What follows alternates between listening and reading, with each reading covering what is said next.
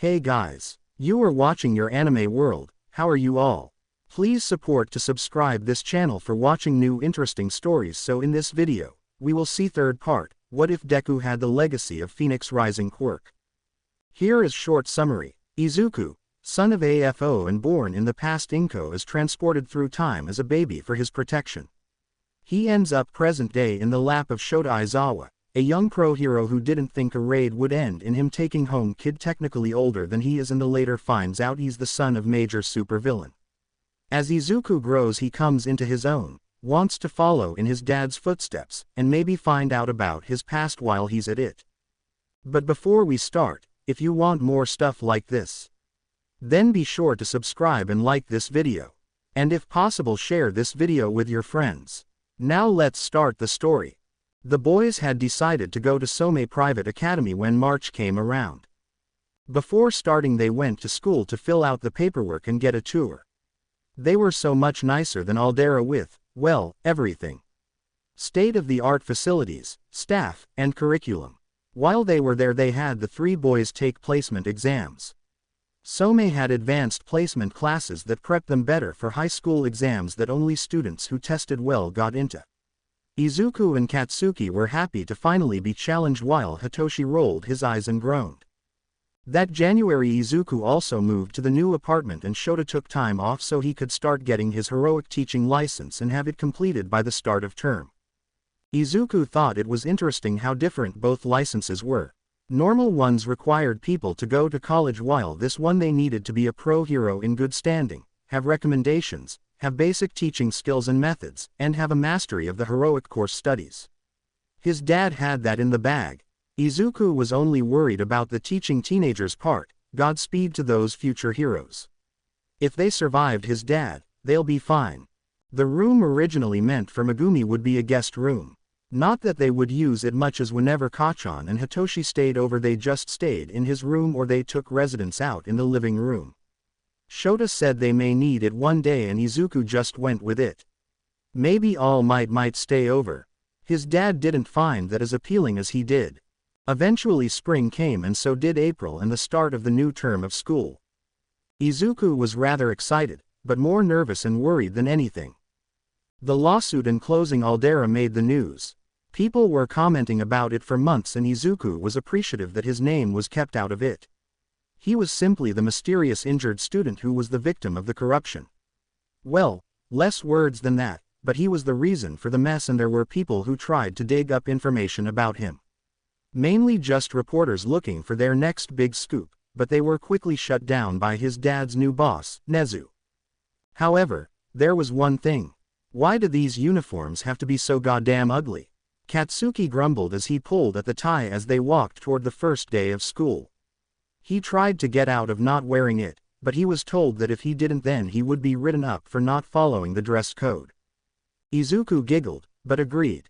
While Aldera wasn't the richest school, the black Gakurin wasn't an eyesore compared to beige suit and tie. Luckily, the pants could be worn in a darker color, and they were required to wear the blazer all day. He wasn't wearing the coat all day if he could help it. It totally clashed with his hair. Good news was if he smudged his concealer with his sleeve, he wouldn't be able to see it. The scars on his cheekbones hadn't faded enough where Izuku was okay with showing them to people he wasn't close to. At home or with his friends was fine, but until he felt comfortable with his own skin, he'd hide it. We should have seen the uniforms before picking. Hitoshi snorted. No shit. Katsuki agreed. Izuku laughed again. That was what their middle school choices were going to be decided on, what the uniforms looked like. Well, it was too late unless they somehow discover this school is also corrupt and get it shut down. Weird, it could happen twice. At least we're in the same homeroom and share a lot of classes together. Hitoshi said as he looked over their schedules. Yeah, my dad made sure that was the case if it could be helped. Claimed that we would do better together since we're from the same school and what we went through.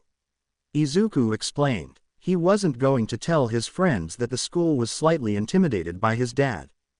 All but English. I hate that subject. Katsuki groaned and snorted. You have it with me. Hitoshi said. Yeah, but he got in the advanced course.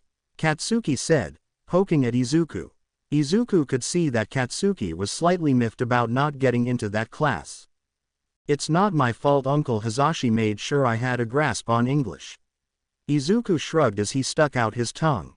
"Well, if anyone gives you shit just let us know," Katsuki said. "No, Kachan. I tell a teacher, and if that doesn't work then I tell my dad," Izuku corrected, remembering the promise he made to his dad and his friends about not hiding things, well, things like this. Izuku knew he was still going to hide things. He was allowed to have his secrets. Yeah, Katsuki waved off. "I'm still going to find out and I'm still kicking someone's ass." "Kachan," Izuku groaned as they climbed the steps toward the school entrance. Izuku hoped this would be better. This was a new start, but remnants of the past still creeped up on him. He could still hear whispers calling him disgusting and that he should choke. He could still hear and feel whistles of the wind around his ankles that made him antsy and wanted to sink down to the floor in hopes that his body weight would keep him grounded. He could feel the pressures of people's grips that were supposed to keep him safe, but only caused more pain. He had been seeing a therapist since it happened, and there were times he was just going to feel like this. It was the goal to make the lesson allow Izuku to see himself in a positive light. With everything going on, Izuku understood he was special and he kind of wished he wasn't. He knew the first couple days, if not weeks, wouldn't be ideal and more of an adjusting period. That didn't help Izuku's anxiety when 15 sets of eyes stared into him. "Welcome back, students," their homeroom teacher, Mr. Fumihito, said. "We have 3 new students this year. Please treat them with kindness and respect. This is Bakugo Katsuki, Yamada Hitoshi, and Azaria Izuku. You boys will be in the empty back row, so please sit wherever you'd like." As Izuku walked toward the back, the eyes followed, and he really wished they didn't. It wasn't like those haunted portraits where the eyes followed the person then went back to normal whenever the person whipped around to catch it, feeling the eyes burning into the skulls. No, these people were well aware they were staring and burning holes into them. Luckily, the school agreed that the 3 of them would be the only ones admitted from Aldera, as they were outraged about the transgressions that had occurred. The board wouldn't allow anyone that could have possibly partaken in such acts into their school and agreed to keep that information to themselves. They also wouldn't be required to share what their quirks were unless they so chose to. Izuku didn't plan on doing that. They sat right in the middle seats, with Izuku in the middle with Katsuki on the left and Hitoshi on the right. Izuku tried not to give them dirty looks for being overprotective. Fumihito went on to explain what they would be doing in the homeroom class that year and the things they'll be doing for their second year. High school prep classes were available for any interested students, but Izuku wanted to get into UA, so he might want to start looking into those now. Just because his dad, aunt, and uncle taught at the school wasn't going to mean it would give him a free spot, maybe a break on tuition after he was accepted. Some also provided with a couple clubs Izuku thought were interesting enough, and even there was talk about Quirk time, which allowed them to practice. My apologies for interrupting Mr. Fumihito, but, new student with unkempt green hair. You've been muttering the entire time. Some is a dignified establishment and students here take their academics seriously. If you cannot do so, perhaps you should transfer back. Izuku squeaked and covered his mouth as he hadn't realized he was muttering. Kachan and Hitoshi had gotten used to it and just allowed him to because that was how Izuku processed information better. His dark eyes narrowed in on Izuku and he felt like he was in Aldera all over again. Transfer back. He was back. That boy was going to call him useless and a fake. He was just going to say everything they said right back at him. Everyone else would soon follow, but because who's going to believe the new kid, especially one so weird as him? Izuku gulped as a panic settled in his chest. He felt like he couldn't breathe. He couldn't think. He was just back there. The taunting laughs echoed surrounding him. He looked down at his desk to see the clean surface morph into vulgar black words and crude suggestions. Izuku didn't know his quirk, but he shook in fear, wondering how this boy would use it to hurt him. Could he throw him, drown him, stab him, anything that looked like an accident, and no one would believe him because he was? Watch your mouth, 4 eyes. Katsuki snapped. Izuku took in a breath as Katsuki's voice cut through his panic and his eyes stopped blurring over. He looked over at Katsuki to see the boy standing up and glaring at anyone who looked at them wrong, especially the boy with glasses. Hitoshi moved a little in his peripheral vision to his attention, mouthing, asking if he was all right. Izuku nodded. Now, it's fine, Iida. While I appreciate your dedication, if Azaria processes the information better that way, that's perfectly fine. I could barely hear him and his friends didn't seem to mind. Remember, we encourage our students to do their best, and that includes accepting the ways to do so. Azaria tested in the top percentage of second years and even beat out some third years. If it bothers you, I can certainly rearrange seating, but you have to let me know. Now that's all I have for homeroom. You may take the rest of time, about 10 minutes, to get to know your new classmates if they so choose to.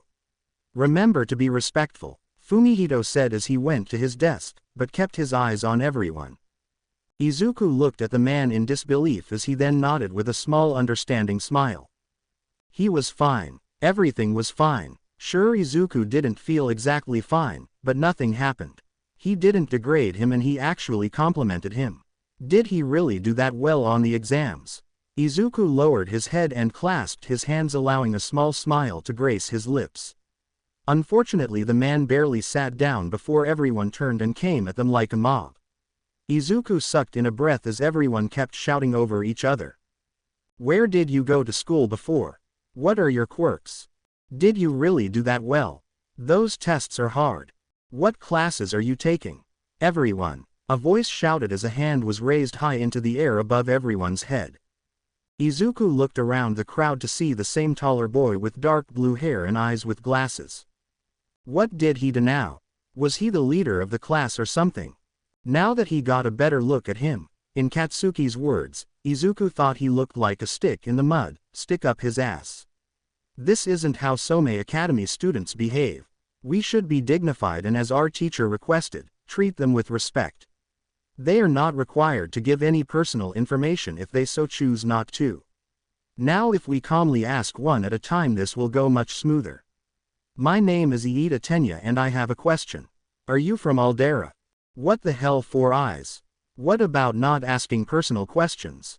Your shitty fashion sense really tells us what's on the inside, huh? You sure look like you have a stick up your ass. Katsuki snarled. His parents unfortunately taught him a thing or many about fashion. Beige on beige was not it. His mother would blow a gasket. Really made him look the part. How uncouth. Mr. Bakugo, this is your first warning for improper language. Fumihito said. Mr. Iida, that's a personal question that boys are not required to answer. Whether they came from that school or not shouldn't be an issue. Each of them tested into this academy, as did all of you. I won't say this again. Next time it will be detention.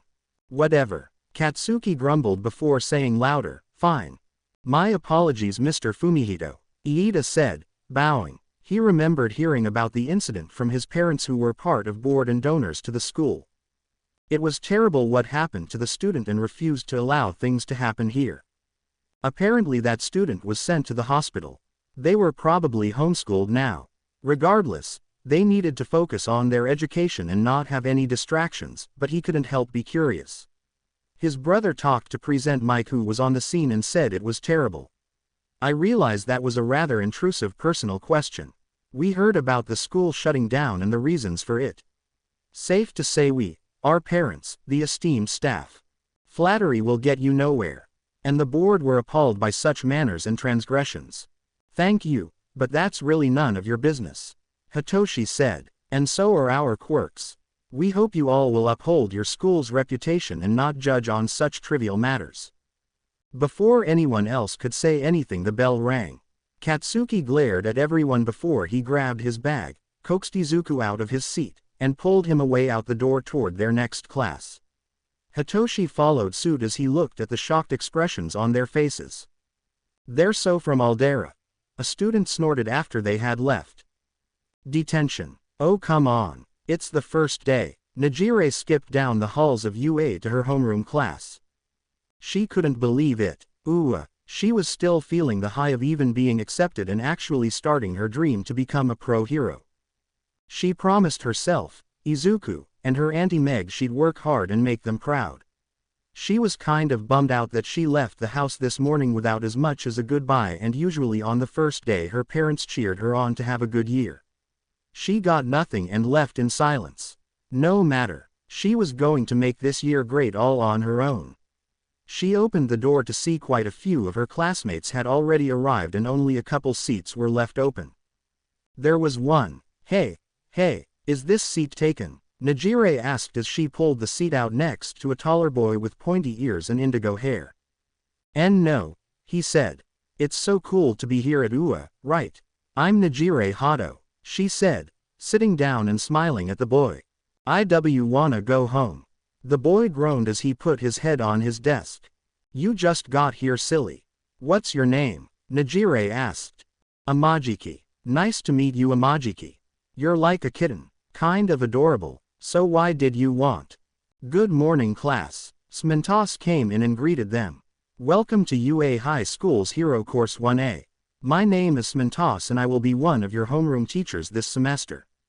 UA has recently hired another pro to take over and I will be guiding him until next semester when he officially takes over. Treat him and myself with the same respect. This is Shota Aizawa, a pro hero Eraserhead. Shota stepped into the class and narrowed his tired eyes at all of them. He couldn't wait until next year and he'd have full range on how to run the classroom. From the few he saw, he wanted them gone. As he scanned the room, he stopped when he noticed a familiar face who was bouncing in her seat, gleaming as she waved to him. Well, this was certainly going to be interesting. All right, now, let's head down for orientation. Smintos said. Hey Mr. Aizawa, I totally didn't know you taught here. Najire said as she bounced up to him.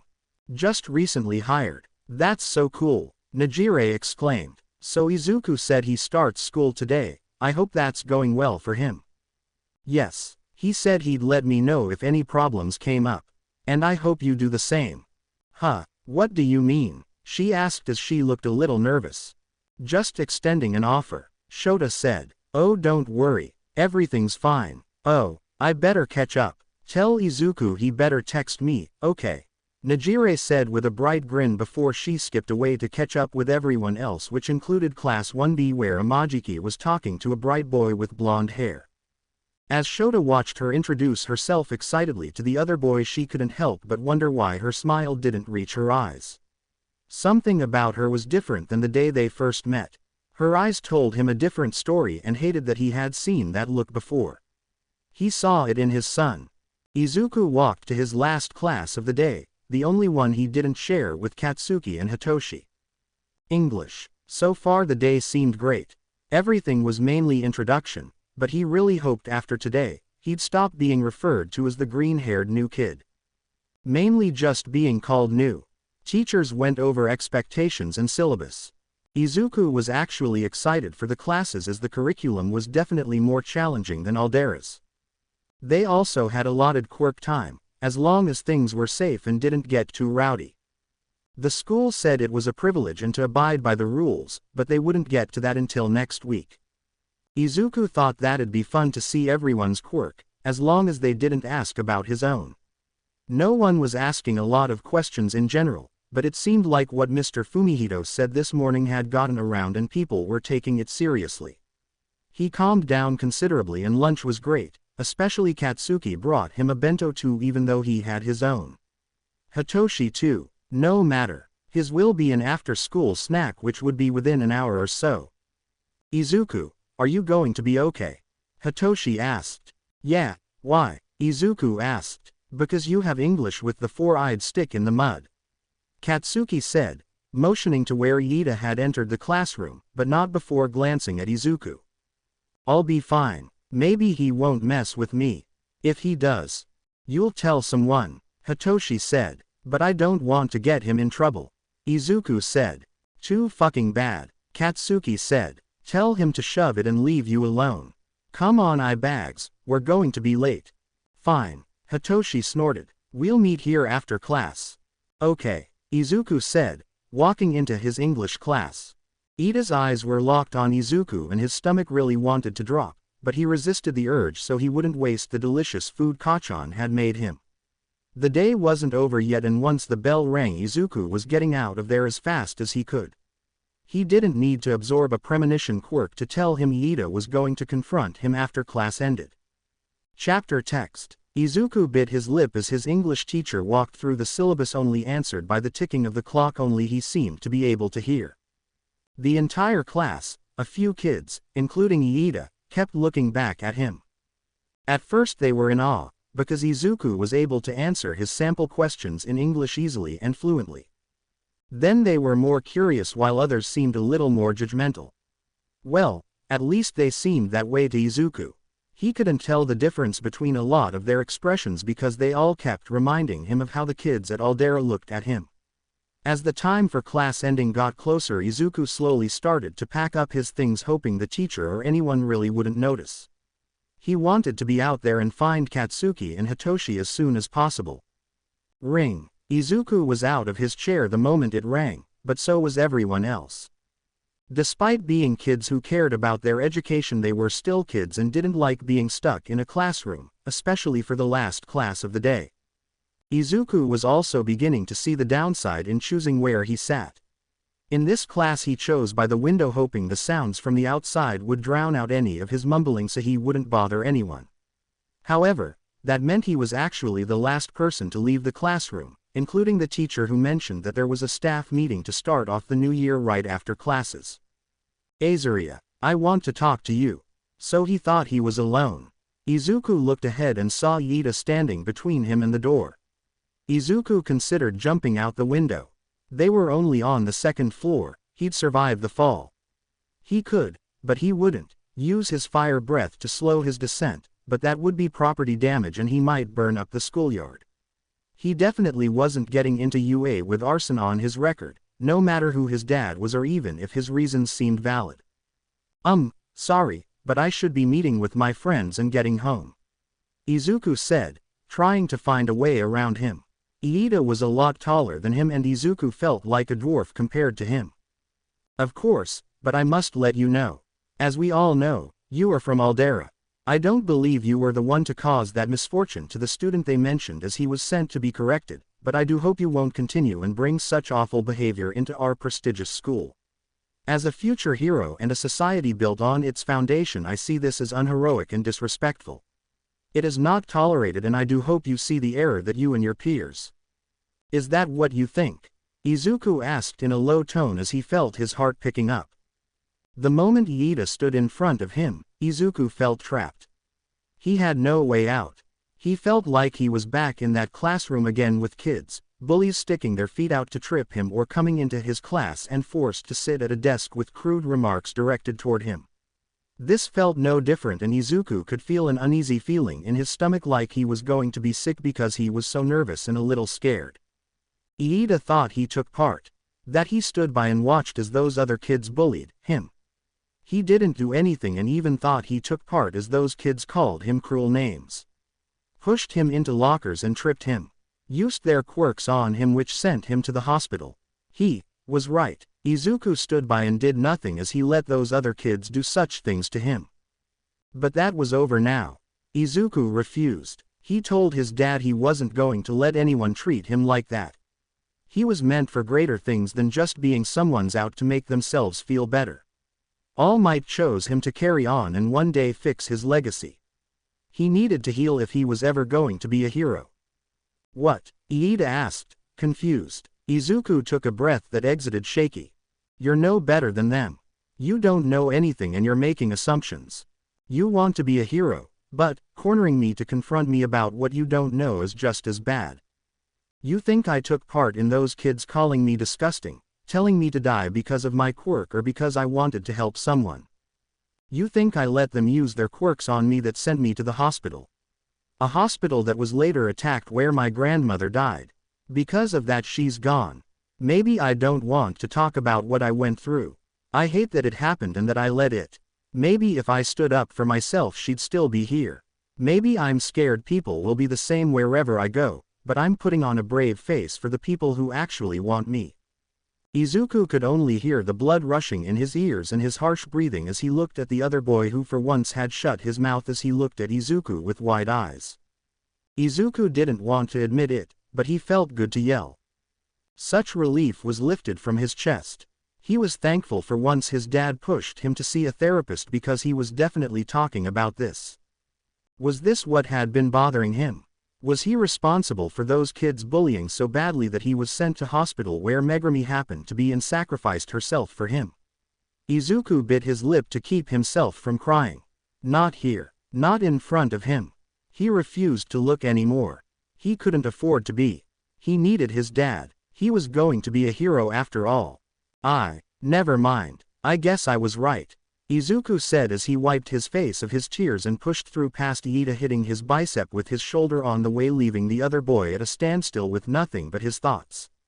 A little later Izuku would regret doing that because he was better than that, but in that moment he couldn't find it within himself. Katsuki and Hitoshi were bored in their last class and thankful when the bell rang. Before anyone could come up to them they were out the door. I saw what you did there. Hitoshi smirked as they walked down the stairs toward Izuku's classroom. Did what? Bags? Katsuki asked as he lightly glared at the purple-haired boy. The bento. Don't think I didn't notice that Izuku's looked a little nicer than mine. Also, not to mention you brought them in the first place. Hitoshi teased. That doesn't mean shit. Who knows what they could serve here, and I couldn't let you two starve. Katsuki countered. Sure, Hitoshi said, smirking. It's fine. I appreciate you making me one even if it was to cover up making something for your. Katsuki turned bright red and shoved Hitoshi. Don't you say shit. Izuku is my best friend. Sure, he's mine too, but you don't see me making a special bento for him. Hitoshi said, trying to keep from laughing. That's because you're a shitty friend. Katsuki snorted. No, I just don't see Izuku that way. You know, hold his hand and. I swear to whatever higher power you believe in, if you don't shut the fuck up we won't be friends. Katsuki growled. Hitoshi let out a deep chuckle and looked touched at the admittance they were friends, knowing he was joking. Just wait. Bags. Sure, and then. Maybe I don't want to talk about what I went through. I hate that it happened and that I let it. Maybe if I stood up for myself she'd still be here. Maybe I'm scared people will be the same wherever I go, but I'm putting on a brave face for the people who actually want me. Katsuki and Hitoshi looked at one another. That was Izuku. They both rushed the rest of the way to the classroom to see Izuku storming out. His eyes were slightly red and he looked pissed. Are you okay? Hitoshi asked. Fine. Let's just go, Izuku said, trying to get them to keep walking. Azaria. A voice called and the other two boys turned around to see Iida, the boy they recognized from this morning, coming toward them at a brisk pace. What the hell did you do? Katsuki growled. I was simply asking Azaria about Aldera. Now that I know. Which is jack shit, Katsuki yelled as his eyes burned and he fought the urge to pop his hands. Don't stick your nose where it doesn't belong. We had enough of that. We just want to complete these grades and get into UA. Last I checked, that doesn't concern you.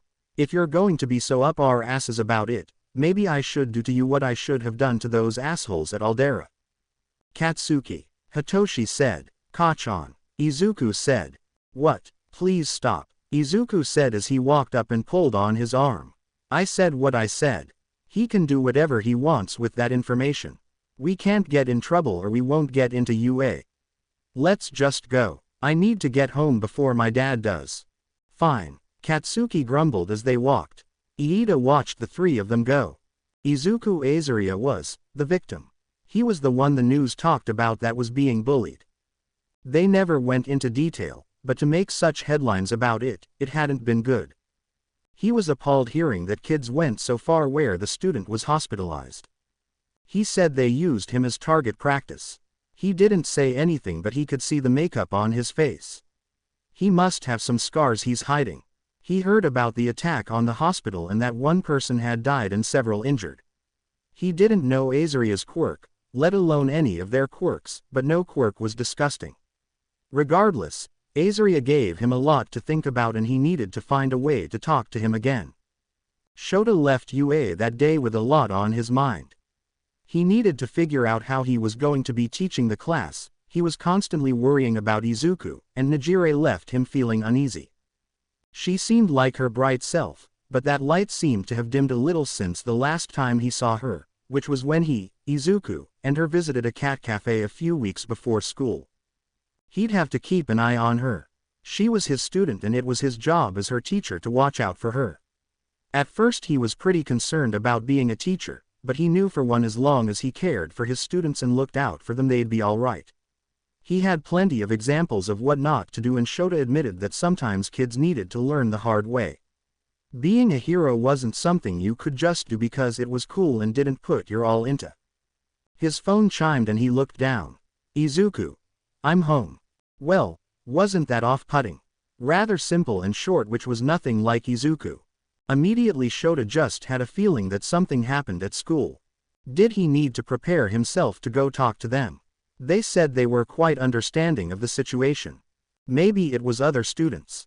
He hoped not. Izuku hadn't been quite thrilled about the idea of making new friends which required talking to people his age.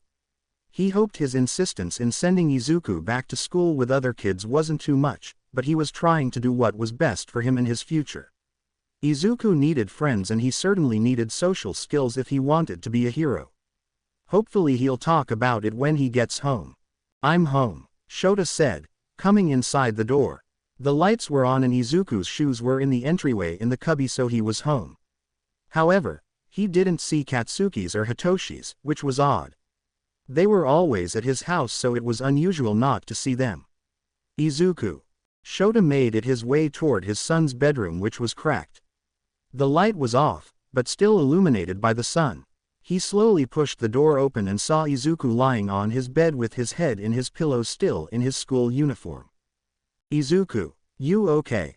Did school go okay? Shota asked. Something he said must have set him off because Izuku started sobbing and he could hear it clearly even though his head was buried in the pillows. Shota immediately went to his side and kneeled down, placing a hand on his shoulder. It's all right. Izuku, did something happen? Do I need? No. Izuku shot up and shouted. His eyes were red and it looked like he had been crying for a while.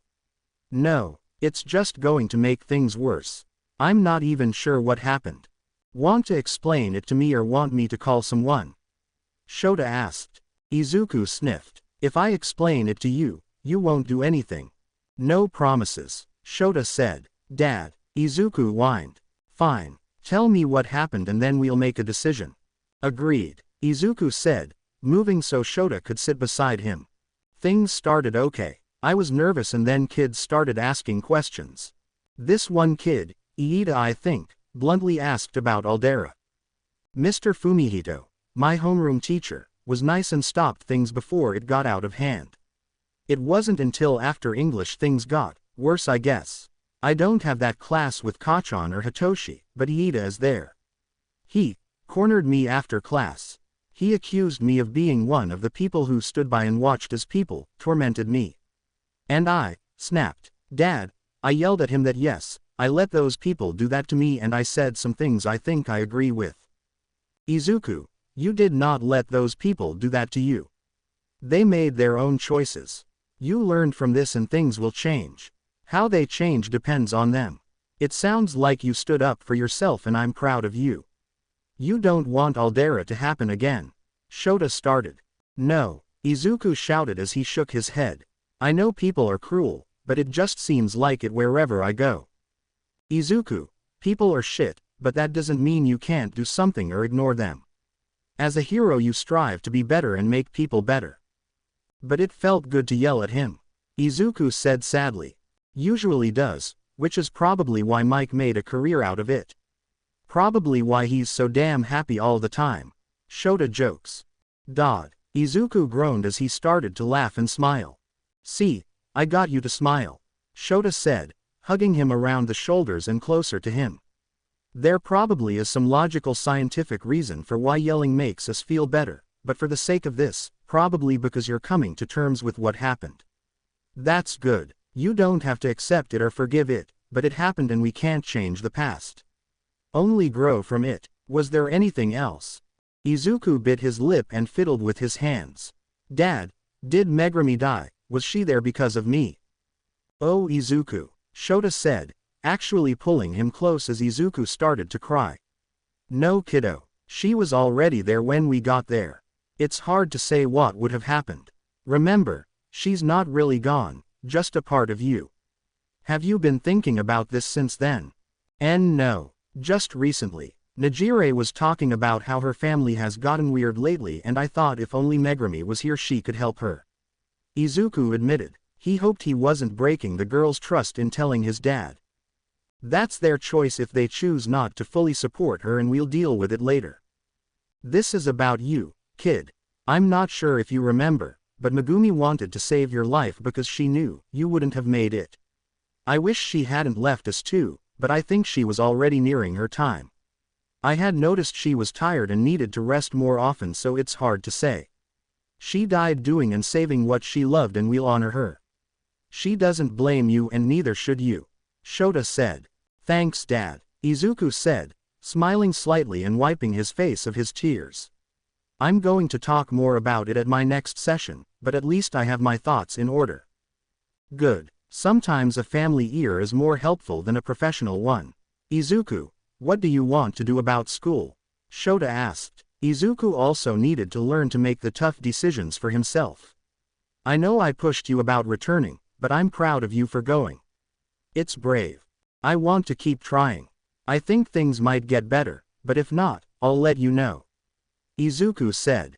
Good. That's all I asked, Shota said, ruffling his curls.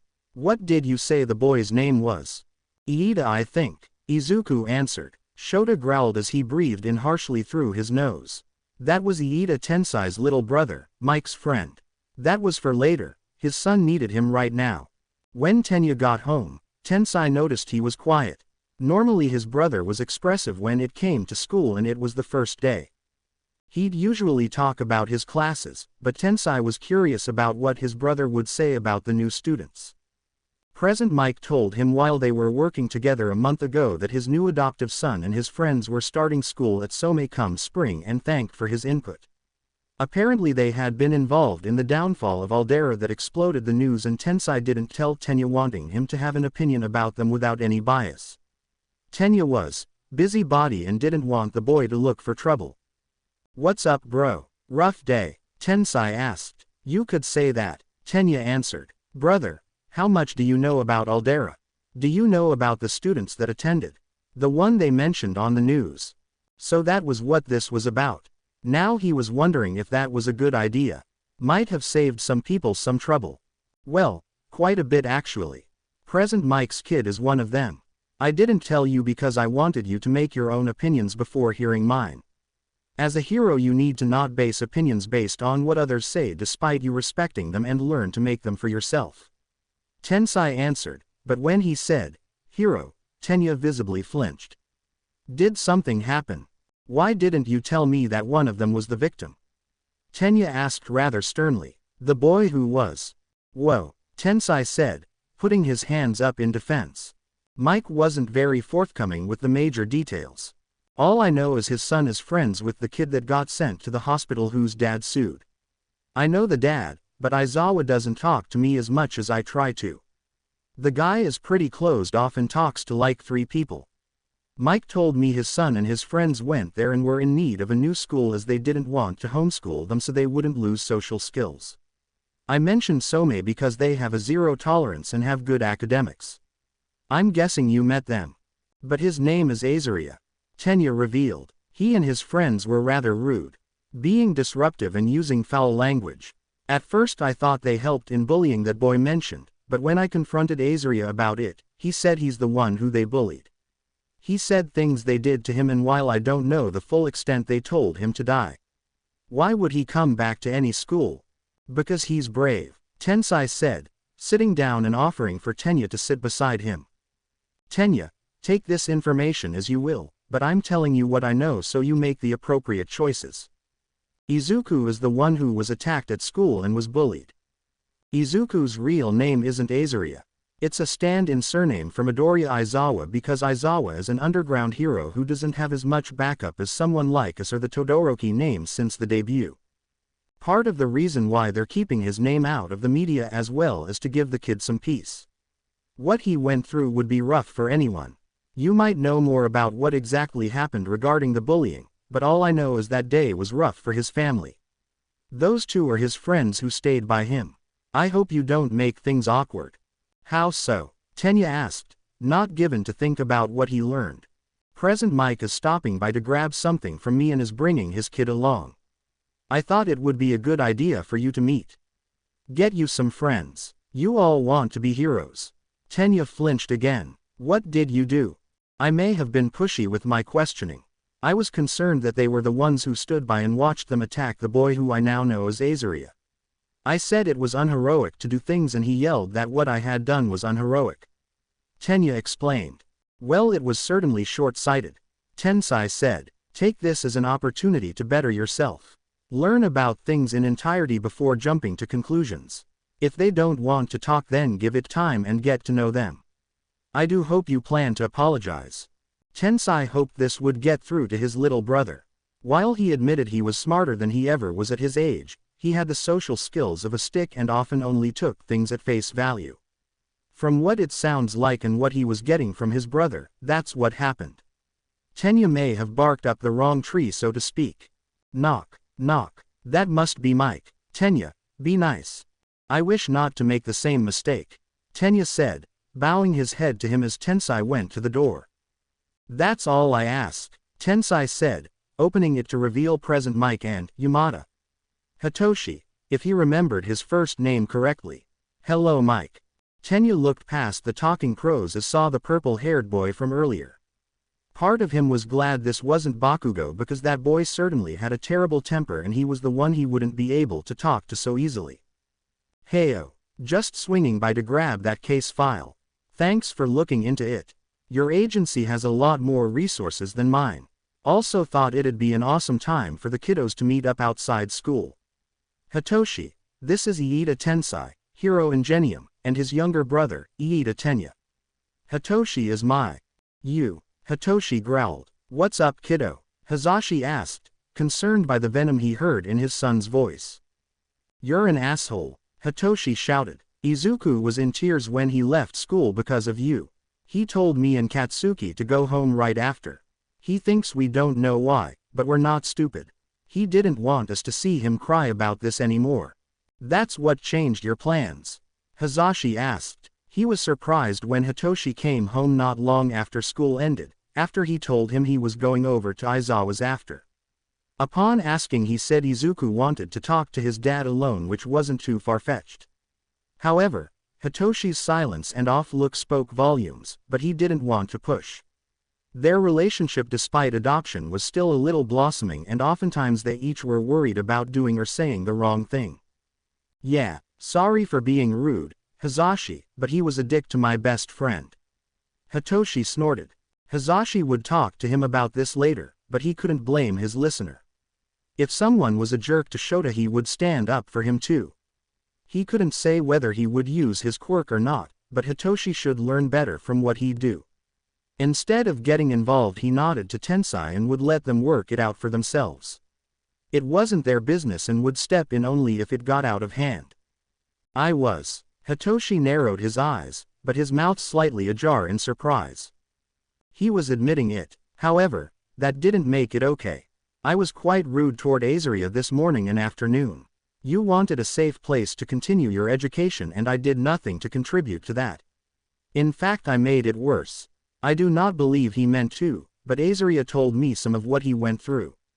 After learning the situation, I find him very brave for wanting to face the fear of entering the classroom again. Hitoshi thought about what he overheard from the hallway. Izuku was scared of other kids and that Aldera might happen again. From what he pieced together, it sort of did in Izuku's mind. Izuku was the prey and this hunter put him in a difficult position. This revelation about Izuku's fear was new to him, but it made a lot of sense. Izuku told him and Katsuki to go home and he'd see them tomorrow before running off. They both thought it best to leave Izuku alone and check in later. Izuku still hadn't responded in their group chat. He left them on read. He and Katsuki agreed they'd go over early to see if he was alright before deciding whether or not they'd be going to school. So what? Congrats. You realized you were a dick and just gave yourself a one-up from those other assholes at Aldera. Hitoshi sneered. I know I can't ask you of this, but you seem to be the more reasonable between you and Bakugo. Katsuki would blow your fucking face off. Hitoshi smirked. Hitoshi. Hazashi scolded. Language. Hitoshi rolled his eyes. Sorry. So what? I would like your aid in apologizing to Azaria. Tenya asked. I have misjudged the situation and I made the wrong assumption. Yeah, you learned your lesson by assuming. It makes an ass out of you and me. Hitoshi snorted. Did I use that right? A plus listener. Hazashi said, giving him a thumbs up. I'll ignore the swear word. Whatever. Hitoshi said, waving him off. What makes you think Izuku would want an apology? Hitoshi knew the answer to his question, but it wasn't Iida's answer he knew. Izuku was just that kind of person, forgiving. If Iida went up to Izuku and apologized, he'd probably forgive him on the spot. Izuku was too damn nice for his own good. I don't, Tenya said, but Azaria deserves that at least after how I behaved. I am ashamed of my actions that have caused him further distress. If he wants to continue talking to me afterward, I would be grateful, but I would understand and accept if not. Damn it, Hitoshi thought. He might be an asshole, but it was clear that he at least seemed to be sorry. Hitoshi guessed he could at least give him the chance. Hitoshi remembered he almost made a mistake toward Izuku. He couldn't believe he thought about joining to bully Izuku. He was rather cold toward Izuku on his first day of Aldera, and Izuku still went out of his way to be nice and help him. Izuku was kind. Izuku was helpful. Izuku was his best friend. He just wanted to protect him, but Hitoshi knew Izuku could make his own decisions and apparently was gaining confidence to stand up for himself. What do you want me to do? Hitoshi asked. I can guarantee that Katsuki and I won't be keen to leave you alone with him. I understand. This may be something I may need to do on my own. If you would be so courteous and create a chance. I wish not to make the same mistake again and rectify my mistake. So first, I apologize for my outburst in class this morning and any ill will you may have felt from me. You were all brave by putting yourself back out there. I promise, even though I may not be your friend, I will not allow any of our classmates to treat you as I have and how you were treated.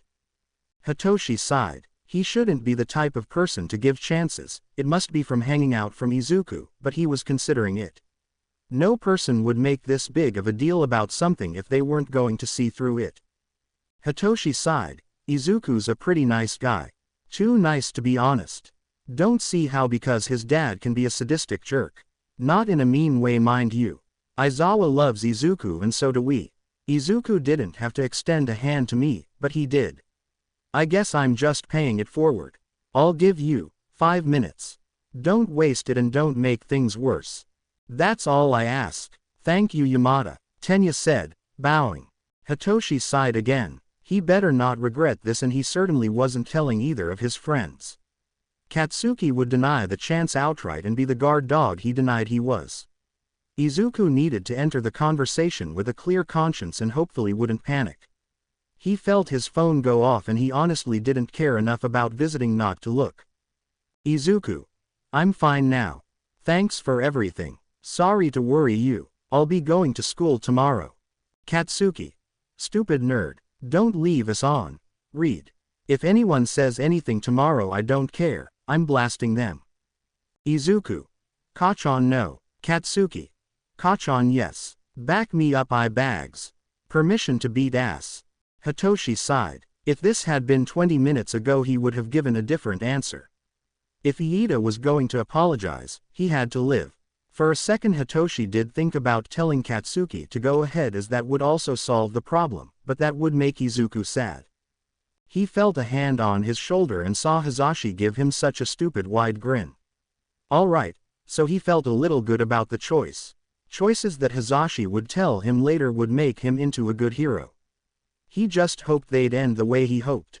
Najire skipped up to her house as she returned home from the best first day she's ever had.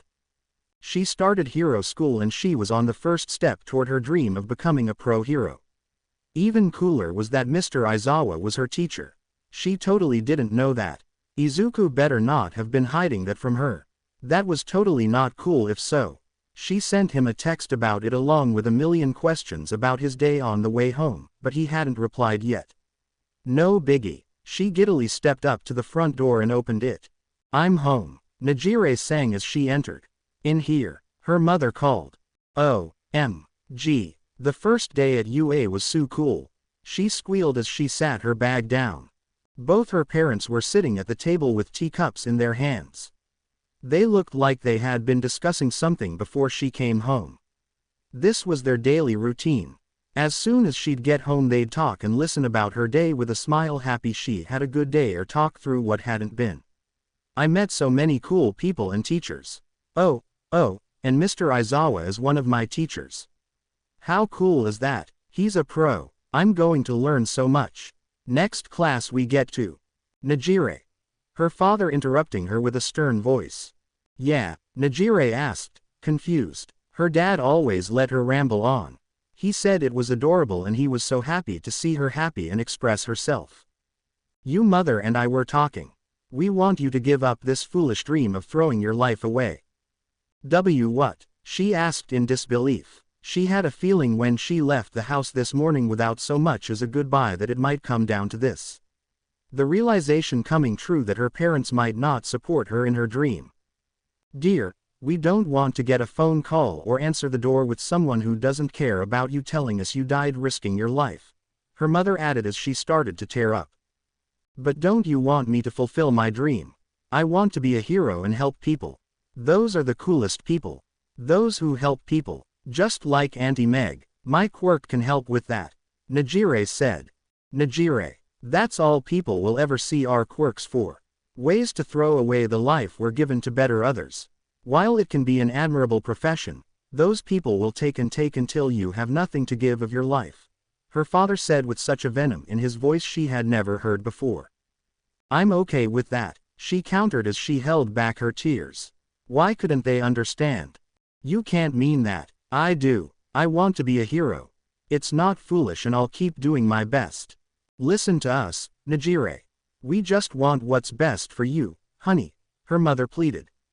"I know what's best for me. And that's to give this nonsense in being a hero." Najire looked at her father's stern glare and her mother's teary eyes. They had always been supportive of her in everything else, but the moment she mentioned being a hero they turned away. They tried to force her into other things hoping that it would take her mind of being a hero. All their efforts ended in failure. They signed her up for beauty pageants that she never won in hopes she'd be a queen or a model. They made her volunteer with kids from local grade schools in hopes she'd want to be a teacher. Sure, those were cool, but it wasn't what she wanted. No. Hazashi drove home in silence on the way home from the Iidas. The night was certainly a lot. From finally getting an answer to his question and then hearing about Izuku's day, oh boy. Hazashi knew he'd be hearing from Shota one way or the other probably before the night ended. Hopefully his friend wasn't too angry at him for suggesting Some. That was if Shota knew about how the day had gone. From what it sounded like Izuku had confided in his dad about his troubles, which Hazashi was so happy about. Or, it could be Hitoshi knowing this with friend privileges and now he was in the awkward spot of knowing and Shota not. No matter, it was bound to change. Hazashi kept glancing back at the file sitting on the backseat like it would jump out the window. Since the night Shota told him those months ago he had been helping the investigation whenever he could. Although it had to take the back burner for a while because of the kids, he was glad they had something in short time. Not that he blamed the kids for why it took a while, but they took precedence over a hunch. Shota wasn't making much progress unless he went through the police. Shota preferred not to at the moment because they'd ask too many questions and he couldn't have Tsukauchi risk his position like that. Thus Hazashi took matters into his own hands and went to Tensai. An outside party with a lot of pull and backup. Tensai's agency, being much larger, had more resources than his own. They could certainly dig around more without causes of concern and drawing attention. He needed to hand that over to Shota as soon as possible. It was about Shirakumo after all. Shirakumo's quirk and information had been found in the lab underneath the hospital. He'd look more in depth in the file when they got home and Hitoshi went to bed. Speaking of his son, "I'm proud of you, kiddo," Hazashi said with a smile. "Why?" Hitoshi asked, confused. That was the last thing Hitoshi expected Hazashi to say to him after the shit show that just occurred. He knew his guardian wasn't mad, but he probably wasn't pleased at his behavior. You were the bigger person in the end and gave Tenya a chance to redeem himself. Even if I already have an idea on how this is going to end. Tensai's brother isn't a bad kid, not by a long shot, but he's a little uptight if you want to put it bluntly and follows everything by the book. Tensai has been the one to take care of his brother since he was practically born and he's been worried. Tenya doesn't have friends from what I'm told, only having his brother to idolize, thus wants nothing more than to make him proud. I thought suggesting to Shota about Some might be good for everyone to make some friends, and this was a bump in the road. But you make it a little more bearable and it proves you're maturing. Thanks, Hitoshi said, bowing his head a little to hide his reddening cheeks. He was such a sappy man. He was just so rude to Izuku, and I don't even know what happened after school. Izuku won't tell us. He's my best friend, the only friend I've really had. Katsuki admits we're friends, but under normal circumstances and without Izuku we wouldn't be. He reached out when no one else did. I know I've been talking to Hound Dog, but I still can't help feeling guilty. Izuku got hurt defending me. Probably the worst day of his life was one of my better ones. Hitoshi had been thinking about this a while. Izuku was attacked at school, almost died, and his grandmother died that day while Hitoshi finally made a friend and got out of his father's house, leading to be adopted by the man he was beginning to really see as his own dad. It was true and Hitoshi couldn't deny it. If Izuku hadn't stood up for him and been attacked, he wouldn't be friends with him and have a better home life. He owed Izuku his new life, but why did it have to come at a cost to Izuku's? Life just isn't fair, kiddo, and some people learn that faster than others because of what they go through. It's just a catalyst to where the road ends. It can be a dead end, off a cliff, or to home. You run into potholes, bumps, and other people along the way, but it's what you choose to do on the road that decides it. You either keep going and move on or stay there with a flat tire that you might not change. Even if you don't change, you can still get to where you're going with your own two legs. You're still going, but still have the pain from hitting that pothole. However, it's lessening and it helps by being a bigger person. That is also what makes a great hero, so you're definitely a step in the right direction. However, I think you should talk to Izuku. I know, but there is never a good time to bring up the worst day of his life. Hitoshi sighed. Hizashi couldn't help but sadly think about how that day was only one of Izuku's worst days. The kid's life was from one frying pan into a deep fryer, and Hizashi worried one day it would eventually be thrown into a fire. That would eventually crash and burn. There was so much that Hitoshi and Katsuki didn't know about Izuku that they might never find out. Things Izuku was sworn to keep secret. If they ever did, Hizashi wasn't prepared for that. That would be a disaster. He's surprised the kid hadn't cracked yet.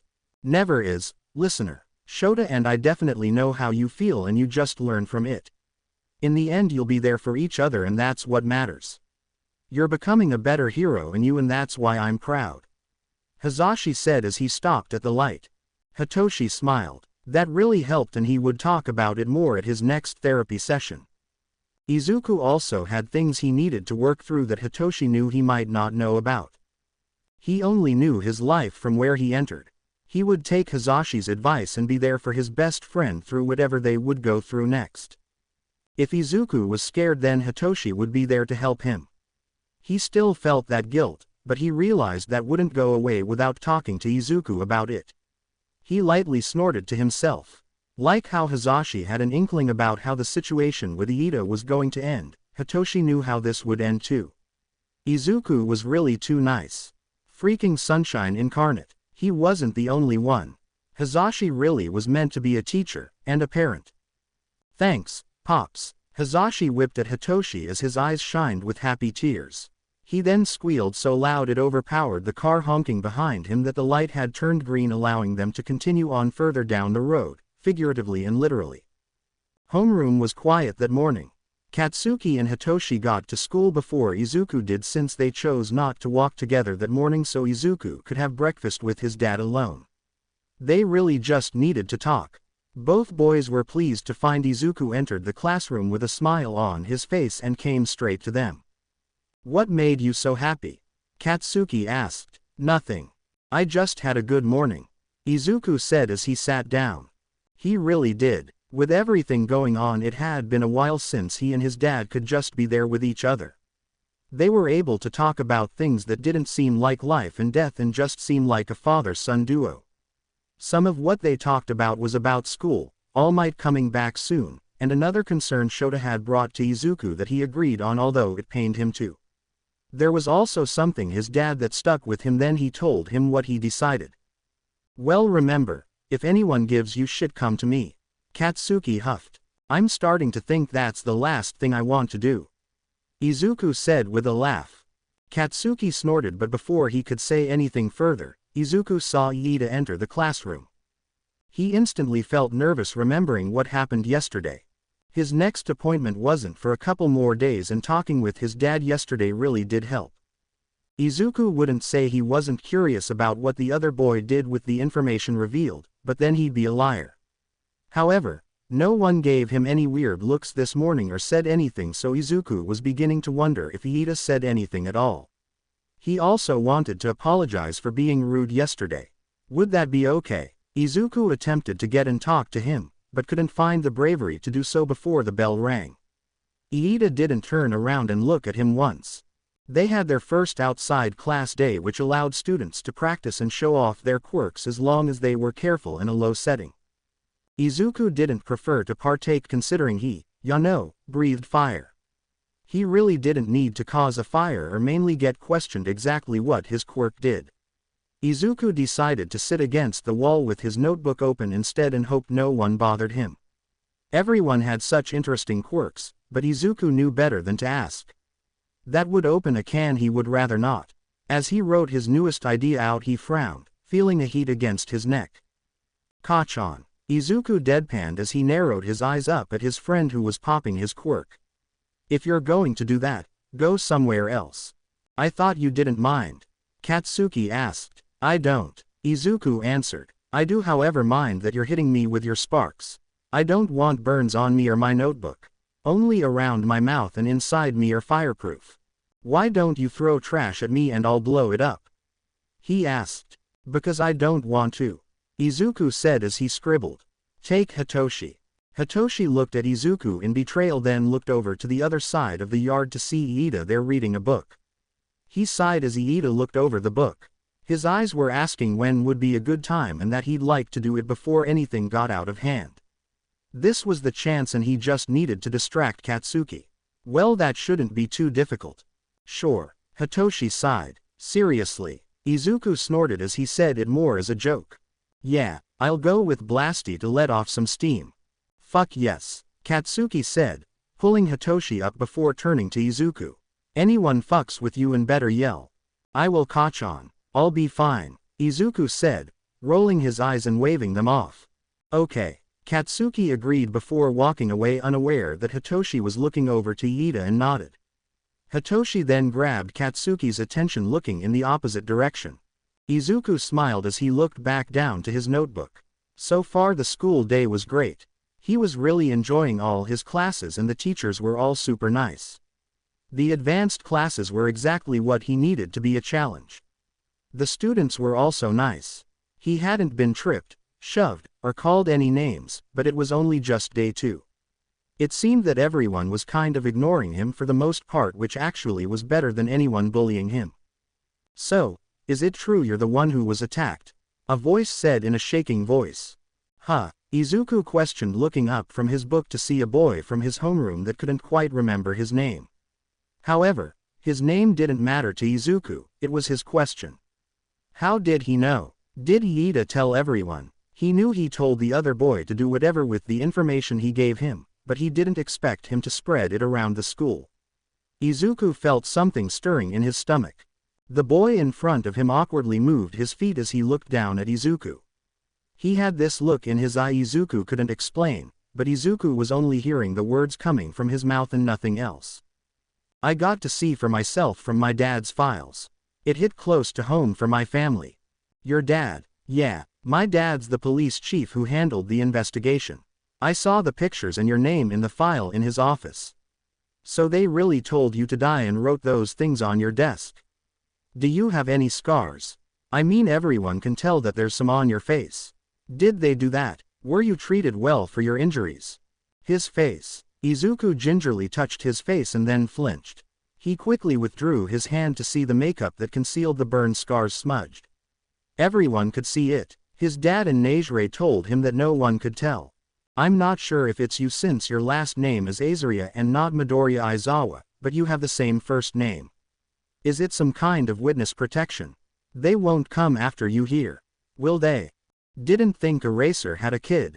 Pretty stupid of him. Guessing he's your daddy boy. Best to keep you shut. Nothing like Eraser's quirk. Must be a mutt. Your father was apparently once the most powerful villain in Japan, an SS rank. That villain recognized your name as mine. It is putting a target on your back. Aye. Izuku started to say, but found he couldn't breathe. His heart was racing and he was already crying. People were going to ask questions. People were going to find out what happened and judge him. They were going to think his quirk was gross. That he was weird and deserved everything they did. These people were only playing nice because they were scared of his dad. Izuku couldn't seem to catch his breath as he began to hiccup. He quickly shot his hands over his mouth, slapping his palms directly over it. Applique was weird and Izuku doesn't even understand it yet in its entirety either. Don't get him wrong, he loves his quirk, but it tends to not make sense and apparently is getting him in more trouble than not. It's active all the time as it passively waits for either someone else's DNA to meet his to absorb or for Izuku to touch the constant hum of each of the quirks he's acquired so he can use whoever he desires. They're all always active, but Izuku decides which one to use, most of the time. When he's upset or not in full control they tend to act out like anyone else's. Therein lies his problem and his dad's insurance plan to include fire quirks. Izuku covered his mouth, which doesn't help his problem of not being able to catch his breath as he is sent into the throes of a panic attack, but keeps his spurts of fire from leaving his mouth. He's choking down the small flames and sobs, hoping the heat and sounds stay muffled. When Izuku gets worked up, he hiccups fire. He can feel the heat welling in the back of his throat. Masayoshi. Izuku hiccuped again and winced as he opened his mouth to gasp. A wisp of fire burned his hand as he saw Iida making his way over. Things were just getting worse. Now he was going to come over here and add on to what he was saying. Iida, Masayoshi said, we were specifically asked not to question about attending Aldera. All three of them are at their own liberty to discuss it as they chose to. The distress they experienced should be an example to us of how we shouldn't treat our peers and we should respect them for giving us a chance. Something I overlooked myself and won't do again. Even if we didn't know, they shouldn't be treated as gossip. Also, going through your father's files is highly illegal as those are confidential and you should be disappointed in yourself. I should report you to the faculty and to your parents. Look, I was just curious as if it were true. You remember how it was and I just couldn't stand by anymore. My parents were pretty angry about it all considering people did this shit to my brother and I guess I got caught up actually wanting to know if he's okay and getting help. Masayoshi explained as he bit his lip. Everyone, but the three new kids, at Some knew Masayoshi's older brother committed suicide a couple years ago due to bullying at his previous school. He didn't have the most impressive quirk and wanted to follow in his dad's footsteps and be a police officer to help people. Kids at his school told him he'd be killed on the job day one and his father would be disgraced. They wrote things on his desk and locker. They threw things without caring whether or not he was injured. It didn't help that there was a rumor that his father was apparently going to get demoted or lose his job due to a scandal at the time. Masayoshi remembered coming home to his mother sobbing and father screaming. He blankly looked into his older brother's empty room, hoping to never hear anyone go through that. Not everyone was so lucky to have supportive parents or ones who took the pain and transformed it to help others so no one else would experience it. When he heard about Azaria, he was concerned the boy was contemplating it. He clearly had people who cared about him. Hell, his dad sued the school, so he just wanted to reach out. Tell this kid that he wasn't alone. Izuku looked up at the two of them unsure. A part of him wanted to call out for Kachan and Hitoshi, but they were concerned about him. They wanted to know if he was getting help. Iida hadn't told anyone. Izuku was so confused. What? Izuku asked. Masayoshi scratched the back of his head. Yeah, sorry Azaria, my family and I hate that shit. It's easier to talk about now, but my older brother was bullied to the point he took his own life in his words to save our family from disappointment. I wanted to make sure you were okay and no one here will allow you to be treated like that. I won't stand for it and neither will Iida it seems. I wanted to make sure you were okay. You were okay, right? Izuku couldn't form the words to answer his question and simply nodded. He was okay. He never took their suggestions to heart. He wouldn't do that to his dad, to Megumi, to Kacchan. He hung on to his dream and his family. They helped him get out of bed in the morning and walk back into that hell. They both were on his side. He swore he was looking at Kacchan and Hitoshi as they fiercely stood over him to protect him from the darkness that reached out to grab him. Izuku sharply inhaled as felt himself tearing up. That's good, Masayoshi said with a smile and a couple tears of his own. If you don't mind Masayoshi, I'd like a moment with Azaria. Iida asked and slightly lowered his head. Sure, Masayoshi said before walking away. Let me know if you wanna talk or something Azaria. Everyone isn't so bad. See you in class. As the boy walked away Izuku felt the nervousness from before creeping back. Even though it sounded like Iida wouldn't bully him, Izuku couldn't deny he was so rude to him. He basically hit him, bump him, but it could be the same thing. I'm sorry. I shouldn't have bumped you. Izuku started as he gasped as a few flames slipped out. He smacked his palms over his mouth as inhaled hoping to calm himself down. Was Iida going to tell him off and make Izuku feel even worse than he already does? Was he going to pick up where everyone at Aldera left off? Where was Kacchan? Where was Hitoshi? He was scared. He wasn't brave like them. He was just a useless fake. Izuku jumped as Iida kneeled down and bowed in front of him with his forehead to the ground. What was happening? Izuku's breathing started to even out. Please don't apologize. You were warranted in your response. I am the one who was apologizing for my actions and comments yesterday. Iida started as kept his face in the ground. Yes. That was very unheroic of me as you said. Everyone here doesn't like the idea of bullying and as someone who grew up in a family of heroes what they did to you was horrible. I care very much for all my classmates even though they might not share the sentiment. I wish for them all to succeed the right way and did not want what happened to you to befall them. I wouldn't think that the person, you, would come back to a public school setting especially since you kept going back there without a word. My brother called you brave and I agree with that. You have every right to cast aside people, including myself, for what they've done. No one deserves that and they don't deserve to be reminded of it when they are still coming to terms with it and having the bravery to move forward. You are nothing but brave and that is what makes a hero. A person admired for their courageous qualities. Izuku slowly brought his hands down as he looked at Iida in shock as tears started to well up. This time not of fear or sadness. He was apologizing. He called him brave. He was. Dad said he was coming to terms with what happened and he did this to make these people happy. Dad, Megumi, Kacchan, Hitoshi, now Nejire. They wanted to see him happy and the first step was being brave and learning lessons that his dad said he learned very late in life after it was too late. He was a hero by definition. Thank you, Izuku said in sincerity, unsure of what to say. Thank you for taking the time to listen to me, Iida said as he looked up to look Izuku in the eyes. His own eyes then trailed down to look at the other boy's hands. Oh my goodness, Azaria. Your hand. Izuku questioned as he then looked down at his right hand to see it bright red with little burns littering.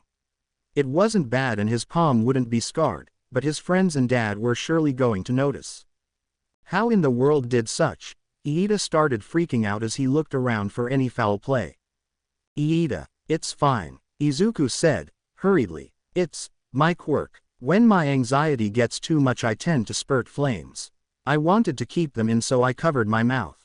My sincerest apologies for causing you more distress. We should get those seen right away, Iida said, getting up off the ground and extending a hand to him to help him up. Izuku. Iida looked over to see Bakugo and Yamada running toward them. He guessed his time was up and he was kind of thankful he got more the time he needed. He really owed Yamada for allowing him the chance to at least apologize for his mistake. He would have to thank him later. However, it might be best to make his exit before it turns into a fight, and he can't have that happen. Please take care of your hand, Azaria.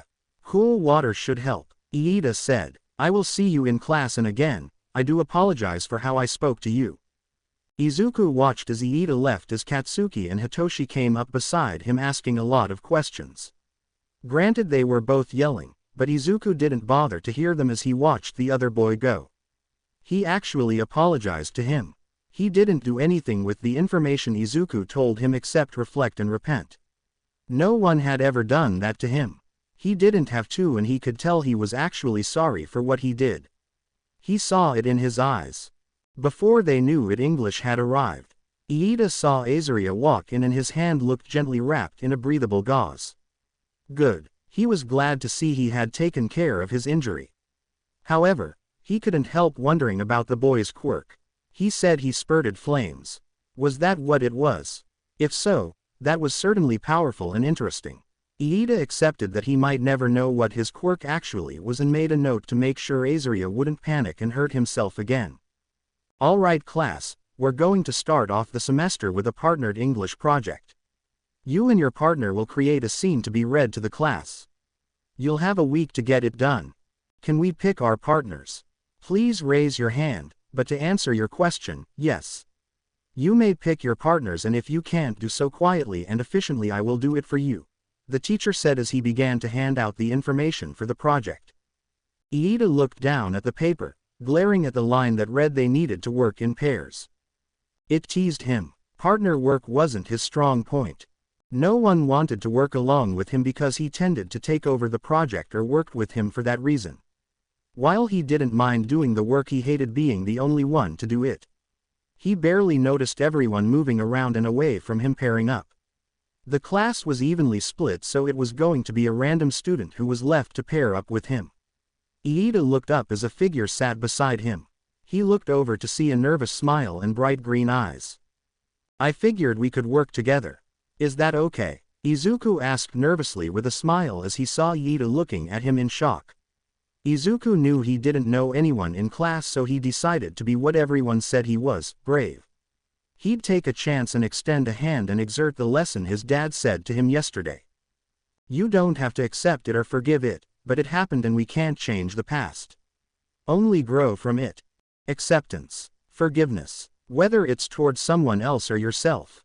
There is a certain kind of strength that lies within that lesson that Izuku knew he would embody as a hero.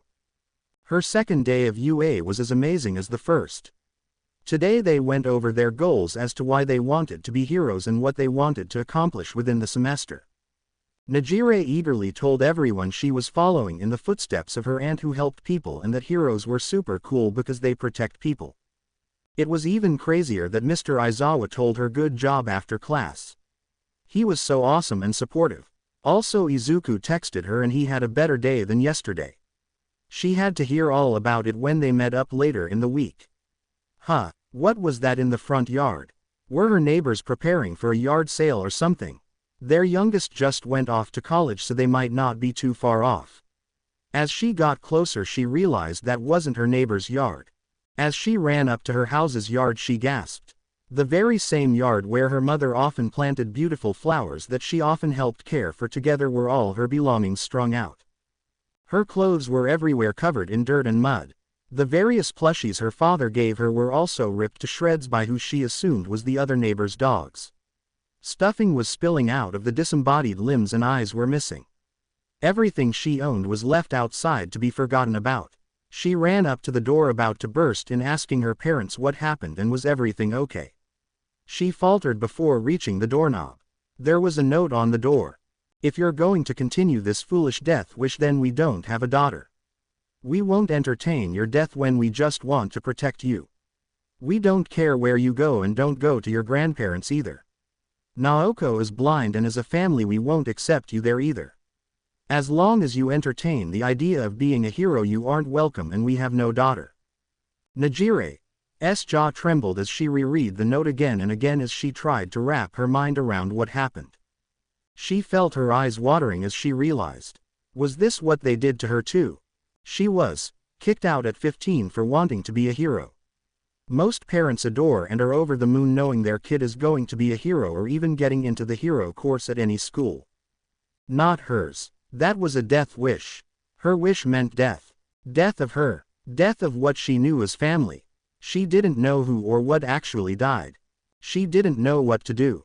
A part of her wanted to beat on the door and ask her parents to reconsider, to take her back, but she'd have to give up being a hero, and she pictured them only ignoring her pleas. She couldn't do that. This had been her dream since she was child. She was doing this for so many people. If they truly loved her, then they would support her and not leave her outside with the door locked. The sky cracked above her, unleashing a downpour that hid her tears. Chapter text. Izuku groaned and hid his face in his hands as he walked out of the front gates. His second day at school had been better than the first by leaps and bounds. He made sure he exchanged numbers with Iida so they could work on the project together before darting out of the classroom to make sure Katsuki and Hitoshi didn't see them. He wasn't sure how they'd react to him being nice to the boy who harassed him yesterday. Iida understood perfectly and bid him a farewell. However, the day was still young. He couldn't believe it. Actually, he could. The man told him this morning he'd see him later, but he didn't think he'd take this far. "What's wrong?" Hitoshi asked. Izuku didn't answer the boy and only pointed ahead where Shota was waiting. Hitoshi snorted, seeing the overprotective pro-hero father at the gates. That was pretty on brand for him, not that he could blame the man.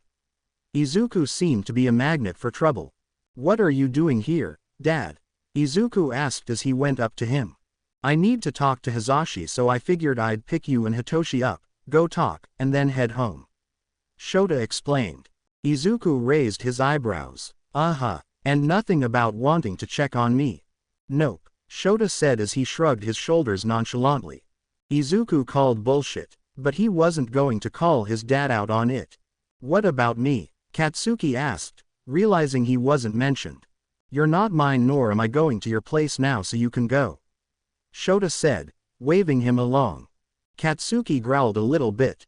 "Come, Dad. It wasn't like we weren't going to hang out anyway," Izuku said as he pouted.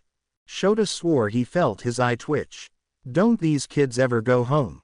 "Never mind. He knows Mitsuki doesn't want her son home, and that's why he's always at his house. When he was a little older than them, he wanted nothing more than to not be around his friends, but he guessed that's where he and Izuku differed. He's also being stared down with Izuku's pouty face and puppy dog eyes, which he is well aware Shota can't resist. Damn it. Fine, but I'm dropping his ass off on the way home," Shota said as he turned around. "The hell?" Katsuki shouted. "Fine by me," Izuku cheered. "Pops, I'm home," Hitoshi said, coming into his and Hizashi's apartment. Hitoshi whipped around and glared at Izuku and Katsuki, who snickered and smirked at the boy. "Hizashi," Shota groaned as he walked in behind Hitoshi to their place. "I brought yours, mine, and their dog." "The fuck, old man," Katsuki yelled, then glared at Izuku, and Hitoshi snickered. "One day, I'll have the last fucking laugh." "Keep dreaming," Shota snorted before his expression turned serious. "All right, get lost. We need to discuss something not for your ears. Izuku, Katsuki, I'll call you when we're leaving. Do your homework," Hizashi yelled, waving them off, then smiled when he heard them groan. The boys nodded before exiting to go to Hitoshi's room. Shota watched them go and waited until he heard the door shut before turning to his best friend, who kept glancing at the file on the table. He acted like it was out to get him as Hizashi kept nervously glancing at it. Hizashi told him and he agreed to asking Tensai for help. He didn't expect to learn it had left Hizashi with mixed feelings. "What did he find?" Shota asked in a low tone. "As you and I both know, Shirakumo died on the scene that day and his body was recovered. Several heroes, including yourself, confirmed it, but they looked into where he was buried." Hizashi sighed as he took a minute to recollect himself. He knew how to tell Shota, but actually saying it was an entirely different story. There wasn't a body in his grave. Shota sucked in a breath as he looked at Hizashi for any kind of joke. Of course he knew he wouldn't joke about such things, but he needed something to tell them this wasn't real. Someone had stolen one of his best friend's bodies. It almost made him sick to think about. What use could a dead teenager be to anyone? How? Shota asked. No idea, Hazashi answered, turning the file around as Shota started to flip through it, seeing the reports and photos taken. We never knew because they requested a closed casket funeral because they said his body was too damaged to view. My guess it happened between the time after the accident and when we put that empty casket in the ground. Shota really wanted to curse and lose it, but he couldn't because that would attract the attention of 3 nosy kids. 3 hopeful future heroes that couldn't mind their own business. They would inquire what it was about, and knowing Izuku, he wouldn't take hero work as an excuse. He'd be worried about him, and that would just put them back at square one. Izuku had more than enough on his plate than getting caught up in hearing about his dad's dead friend. Damn it, Shota sighed as he hit the table with an audible, but not loud thump. It would have to do. I'll talk to Tsukauchi about where to go from here. It has to be connected to the hospital lab I found. They wouldn't have the data lying around for no reason. Okay, I'll see what I can do too, Hazashi said. We'll figure this out.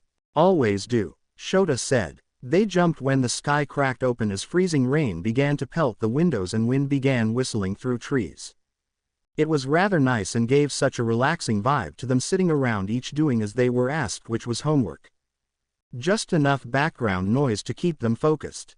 Despite being the second day, they already had homework, which Izuku was more than happy about. The only thing he missed about online school was the fact he would work ahead if he got bored. He could still probably do the same, but it wouldn't count toward much except being prepared and able to fly through his work when they got there.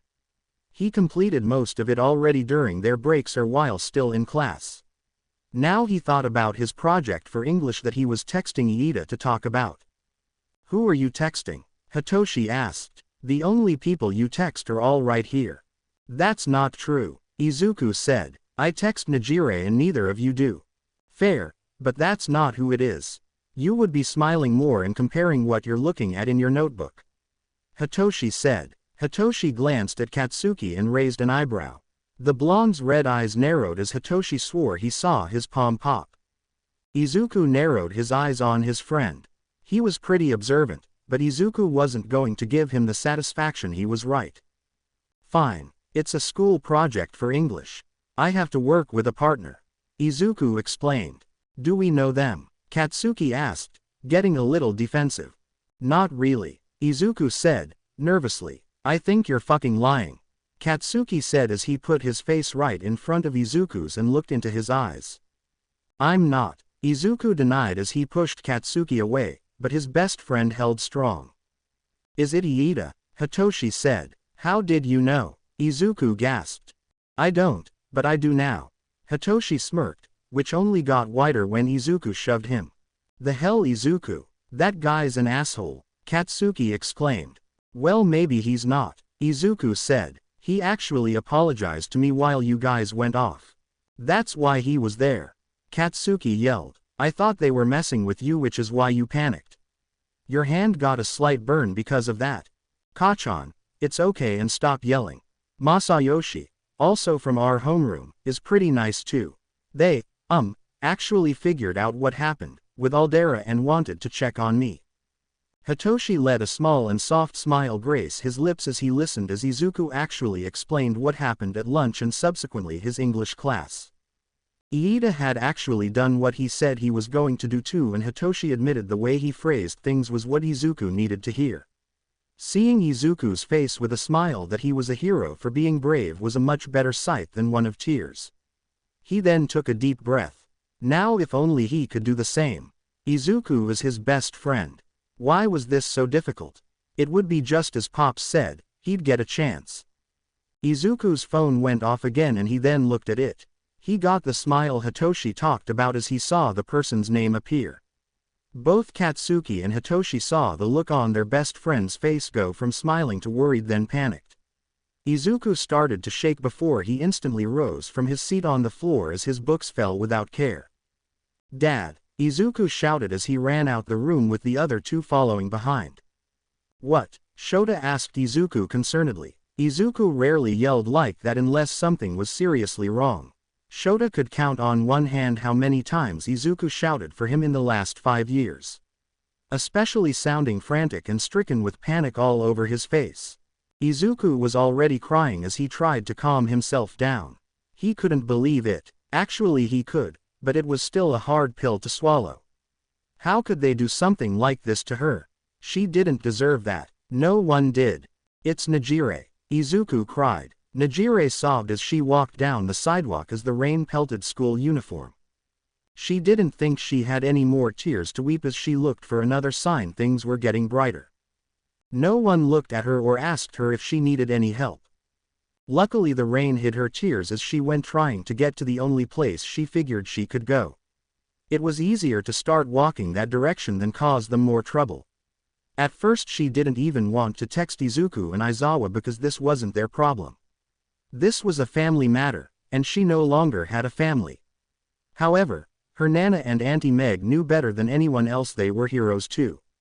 She just needed to reach out and it was inevitable. She would see Aizawa at school. Not long after it started raining her cell phone rang. Naoko didn't think her son would kick his own daughter out of the house, but she was only filled with disappointment as she listened to her granddaughter sob over the phone about how she didn't know what to do and that she wasn't giving up being a hero. She didn't want to give up her dream she held onto so strongly. Then don't. She said. Don't give up, Nejire. You keep going to that fancy school you worked so hard to get into and make your dream come true. I'll keep trying to talk to your parents and see if we can work something out. Please find a safe place, Naoko said. Nejire sniffed. She was so cold. She had nothing but the clothes on her back. Probably her father. He ripped up all her clothes when he tossed them out and they were stained with dirt. Where? Have you tried asking Aizawa? Naoko asked. I don't. Nejire, you can't afford to do that. Please, dear, they'll help you. Nejire wiped some water from her face as she thought about yesterday. Mr. Aizawa said she could go to him for anything if she needed help. She had gotten close to their family as of recently and as a pro and teacher he would be able to help her. Okay, I promise Nana, Nejire said. Thank you. I love you and always want what's best for you and that includes what you want. So you be a hero and please let me know when you're safe. I will. I love you too, Nana. Nejire said before hanging up and immediately pulling up the chat with Izuku where she smiled as Izuku sent her some tips on how to handle his dad. Nejire. Hey Izuku, I need help. My parents kicked me out. Can I come to your house? Within 5 minutes Izuku was calling her. Nejire, where are you? Dad and I are on our way. Nejire could actually smile as the rain started letting up and the sun poked through the clouds making the roads brighter. Shota was in the living room trying to decide what to do about the situation he had fallen into. Izuku was looking through both his own and Shota's rarely used clothes to find Nejire something to wear for the moment. They tossed what she had on in the washer while she took a shower to warm up. Shota didn't have to overhear that she was crying in the shower. When Izuku came barreling out of Hitoshi's room about Nejire needing help as she was kicked out, Shota immediately jumped into action. Hizashi said he'd take Katsuki home while Shota went to be a hero. However, not while cursing that he should have done something or seen something like this happening sooner. It was clear to him her parents weren't going to support her and deep down Shota feared and just knew it wasn't going to end pretty. Getting kicked out was like the second worst possible outcome he imagined. The worst being them becoming abusive while best of letting her live with them but ignoring her. It was too much to ask for them to be accepting of their daughter's dream of becoming a hero. He already talked to Nezu and messaged the other teachers about the situation. This was clearly child abandonment and endangerment. For the moment Ua would take her in until proper accommodations could be made, whether it would be her staying with a teacher or something similar. Nezu told him that Nejire would not lose her spot in Ua due to this, and they would do everything in their power to ensure it stayed that way. Ua had already informed the police about this and were ready to start building a case. They just needed to talk to Nejire. Depending on what she said, it would hopefully end in them facing charges, and Shota knew they'd be losing rights. Dad, yeah Izuku, Shota said, acknowledging his son. Is Nejire going to lose her spot? Izuku asked nervously. No, Shota answered. She'll remain at Ua. We just need to find a place for her to stay. Izuku looked nervous for a moment as he looked back toward the bathroom and the hall leading to the bedrooms. Shota knew that look, too.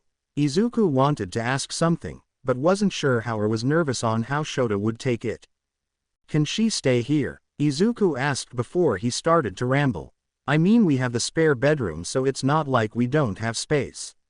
You also teach at UA where she goes to school, so you can keep an eye on her for the school too. She's also comfortable with us and I certainly don't mind. It'll be like having a sister. Shota was a little floored by the question, but as Izuku continued to ramble on about how good of an idea it was. Admittedly, it had crossed his mind for a second while he was speaking to Nezu. It made sense, especially since UA didn't have a place to house students. Anyone else would be super awkward. At least they were well aware of her family situation, and it wasn't like she didn't hang out with them to begin with. They regularly met up as is. We'll talk to her, okay? Remember, Izuku, consider how she's feeling. And Shota looked around him to make sure she wouldn't hear, but said it softer as he thought he heard a creak in the floor. We have to consider everything with you. The look on Izuku's face said he understood. Izuku was a special child and they were well aware. It wasn't every kid who was the son of a 100-year-old plus super villain who's still alive that may or may not come after him. He also might be the successor to the #1 hero's power, a quirk that could be passed down originally belonging to his uncle. Not to mention Izuku was also born during the dawning era of quirks sent to the future to protect him, but that was a minor detail compared to everything else. Dad, she's training to be a hero. What's safer than that? Izuku said. Shota smiled and ruffled his son's curls. Izuku had a point. She was training to be a hero, but if she were to stay they needed to be careful of what she was told and be reminded she couldn't tell anyone. All we can do is ask, Shota said. He did hear what he thought. Creaking footsteps caught their attention and the two turned around to see Darkyrie standing there in some sweatpants and t-shirt as tears streamed down her face. She tried to keep smiling, but her jaw kept quivering. I'm not going to frown because that won't change anything. She sniffed as her smile shook. I didn't mean to overhear ya, no, but do you mean it? You'll let me stay? Shota looked at the girl's face and saw hope in her eyes. In the last couple days was when he really got to know her. She was a curious girl with a bright smile, with a true desire to help people in any way she could, whether that is as a hero or just by being a person. She adored his son just like him and Megumi did. The same shine in her eyes was the same he saw in the woman's face when Izuku talked to her. No doubt if she were here, Megumi would have taken her in a heartbeat. If that's what you want, Shota said, and he would do the same. Her smile finally did reach her eyes as she ran to Shota and hugged him. She sobbed as she thanked him over and over again. While Izuku was the only person he showed affection to, he let a small smile grace his own lips as he hugged her back. You too, Izuku. Don't miss out, Darkyrie said as she grabbed Izuku and pulled him into the hug as well. Not to break up a nice moment, but exactly how much did you hear? Shota asked. Not that much, I promise. I kind of tuned you out once I heard you wanted me to stay. I was just so happy. Shota was relieved to hear that. They had more important things to discuss than endless questions about Izuku that were difficult and more confidential to answer. He'd have to discuss with Tsukauchi, and he guessed All Might about this. If Darkyrie was going to stay with him, perhaps long term, then she might have to know about Izuku's life. Izuku might disappear at times for training or God forbid get attacked, and they'd have to explain themselves. For now, they'd leave that for later. Hado, she flinched. Darkyrie, we need to discuss what to do about your parents. Oh no, are they going to get in trouble? How will they? Can we not? They care a lot about me, but just don't support my dream of being a hero. Darkyrie, Izuku said, grabbing her attention as he took her hand. I don't doubt your parents love you, but if they truly cared about you, they'd support you. Izuku looked at Shota and smiled as his dad nodded. So much was going on in his life, bigger than he ever could have imagined. His father, his quirk, his future. Still, his dad found time to make sure Izuku was supported and his voice was heard. Izuku still felt a little guilty hiding things from him at first, but instead of worrying about it he would take that as a lesson and tell his dad what was bothering. All he ever did was support him and Izuku could let him. He adopted him after a few weeks, meaning he signed up to support Izuku for the rest of his life because he wanted to and loved him. I know, but can we please wait? I know what they did was wrong, but if they come around to the idea of me being a hero, then I'll want them there. We've already reported them. As a pro and as your teacher, it's my responsibility to help you. The judge will decide what's done, but since you're a minor the charges won't be dropped, even if you're in high school. Najire sniffed. Okay, I'm guessing there's no going back, huh? Afraid not. They were fully aware of what they were doing and the note you gave me proves it. Shota said as he guided them to sit on the couch. Najire nodded. She understood. This was what it meant to be a hero. She'd have to make the tough choices for the betterment of people. Right now, Mr. Aizawa was the hero and she was the person who he was trying to help. She needed to ask herself a serious question only she could answer. No one else. She thought about it constantly since it happened. She needed to make a choice. Does she want to be a hero? Yes. More than anything, is she willing to make sacrifices to make that dream possible? Yeah, Najire answered both herself and Shota. Her dream and the people who supported her were who kept pushing her forward instead of holding her back. Chapter text. Izuku packed up his books the next day wondering how he was going to spend his day. Katsuki and Hitoshi weren't coming over after school and his dad and Najire were going to be out until around dinner, finalizing police reports, school and legal paperwork, and wrapping up with a little shopping so she'd have something other than their clothes to wear. His dad said it might be weeks before a court date. He wanted to tag along to support her, but Dad forced him to go to school. He couldn't miss the third day. That was certainly a thought. It was only the third day of school. So much had happened in the last 3 days that it was making Izuku's head spin, and it made me wonder about the days that would precede. He didn't know what to think about all this. It was probably going to get even crazier while they settled things and as time passed. Azaria, what do you say about meeting up and finishing this today? Then it would be ideal to take the next couple days to make any revisions. Iida said, coming up to Izuku after class that day. Sure, sounds great. I don't have anything after school today so I'm free. Izuku answered. Even though Izuku only had been messaging Iida about schoolwork, he could see that the boy was certainly passionate about his education and his dedication. It reminded him of his friends, except being a little more of an uptight straight arrow than the laid-back Hitoshi or the short-fused Kachan. Excellent. I do have to apologize that my abode probably isn't suitable. My brother is having guests over he works with, so we will not have the peace and quiet we need to finish the assignment. Iida explained. Izuku agreed. That wouldn't work, and not to mention it'd be distracting. His dad told him the Iida family were heroes and his brother was Ingenium. Izuku read all about him. It made sense as to why Iida kept the goal so close to his heart. Izuku wanted to be like his dad and Iida wanted to be like his brother. Izuku could respect that. We can go to my place. Izuku offered. My dad won't be home until late as he's handling some last-minute details with housing my sister. Sister? Iida questioned. Tensai didn't mention Azaria having a sister. I wasn't aware you had any siblings. I don't, Izuku said. Najire had always been like a sister to him. She was so nice and considerate. Her bubbly nature made him smile. He could talk to her about anything and she'd listen without judgment and with full open-mindedness. She was the first person he felt fully comfortable about telling his quirk to, and the only thing she said was, "Wow. Wow, that's so cool." She went on and on about how useful and what quirks he had already. He certainly cared for her like one.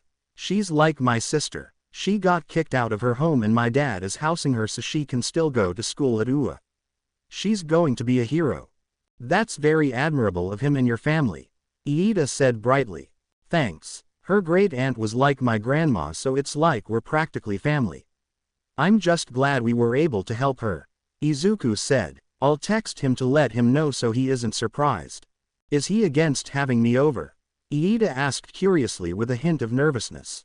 Oh, not at all, Izuku said frantically. He's rather protective and just wants to know where I'm at and who I'm with. That isn't Kachan or Hitoshi. Because of what happened? Iida asked cautiously.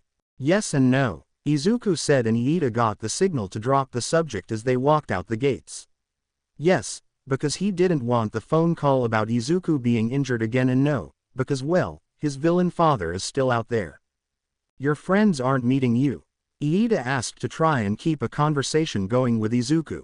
He didn't want to admit it, but it was still rather awkward to be around him. He wasn't sure where they stood. Sure, Izuku had extended a hand to work together, but that didn't mean anything other than familiarity and knowing he's a safe person to be around. That didn't mean they were friends. No, I just texted them that I'd be going home alone today and they didn't need to wait up. I know you and my friends don't really see eye to eye, Izuku said. After yesterday's talk, he wasn't sure where Kacchan and Hitoshi stood with Iida, and honestly he had been a little nervous to ask. Until Izuku really knew where the two of them stood, he didn't want to add his other friends who didn't seem thrilled about them being partners for a project. He understood why, but Izuku wanted to stop living in the past and toward the future. If they were going to be heroes, they'd be working together in the future, and they couldn't let grudges get in the way of saving lives. Iida couldn't help but be grateful for how considerate that was. Until he knew where he and Izuku stood, he strayed from Katsuki and Hitoshi, especially Katsuki. The boy had some kind of exploding quirk that definitely knew how to use. He didn't know what Hitoshi's was, and from what he understood, Izuku's had something to do with being able to breathe fire. Thank you, Azaria, Iida said. Oh, don't mention it, Izuku said, smiling. Well, this is home, Izuku said as he unlocked the door and welcomed Iida inside. It was so weird. Izuku had never brought home anyone that wasn't Kacchan or Hitoshi. Even when he first started being friends with the latter, Kacchan, Uncle Hizashi, or his dad were always there to make it less awkward. Also, he and Hitoshi just seemed to click together like they were supposed to be friends. You have lovely home, Azaria, Iida said as he took his shoes off at the entryway. Thanks. Not sure if this makes a difference, but you can call me Midoriya or Aizawa outside of school, Izuku said. Azaria is a placeholder. I shall call you whichever you prefer, Iida answered. He remembered Tensai mentioning that Azaria's surname wasn't his actual name. If I may ask and not seem intrusive, but your surname is hyphenated and is actually Midoriya Aizawa, correct? Yeah, it's my dad's and my mom's last names, Izuku explained. Oh, are your parents not together? Iida asked without thinking. Oh, my apologies. That's a sensitive question. My brother tells me I should think before I speak, but I would very much like to get to know you. You are certainly a kind individual for granting me the opportunity to make amends for my misjudgment even if we aren't friends. Izuku laughed for a moment. Friends sound nice actually. It's fine, Iida. My parents weren't ever together or even knew each other. I don't know my mom as she died when I was a baby, and dad is actually my adoptive father. He kept her last name to honor her. That's very kind of him, and my condolences about your mother, Iida said. Azaria was adopted. Not that there was anything wrong with that. Everyone had a different family situation. That said a lot about Mr. Aizawa's character, which means that he came to care about him.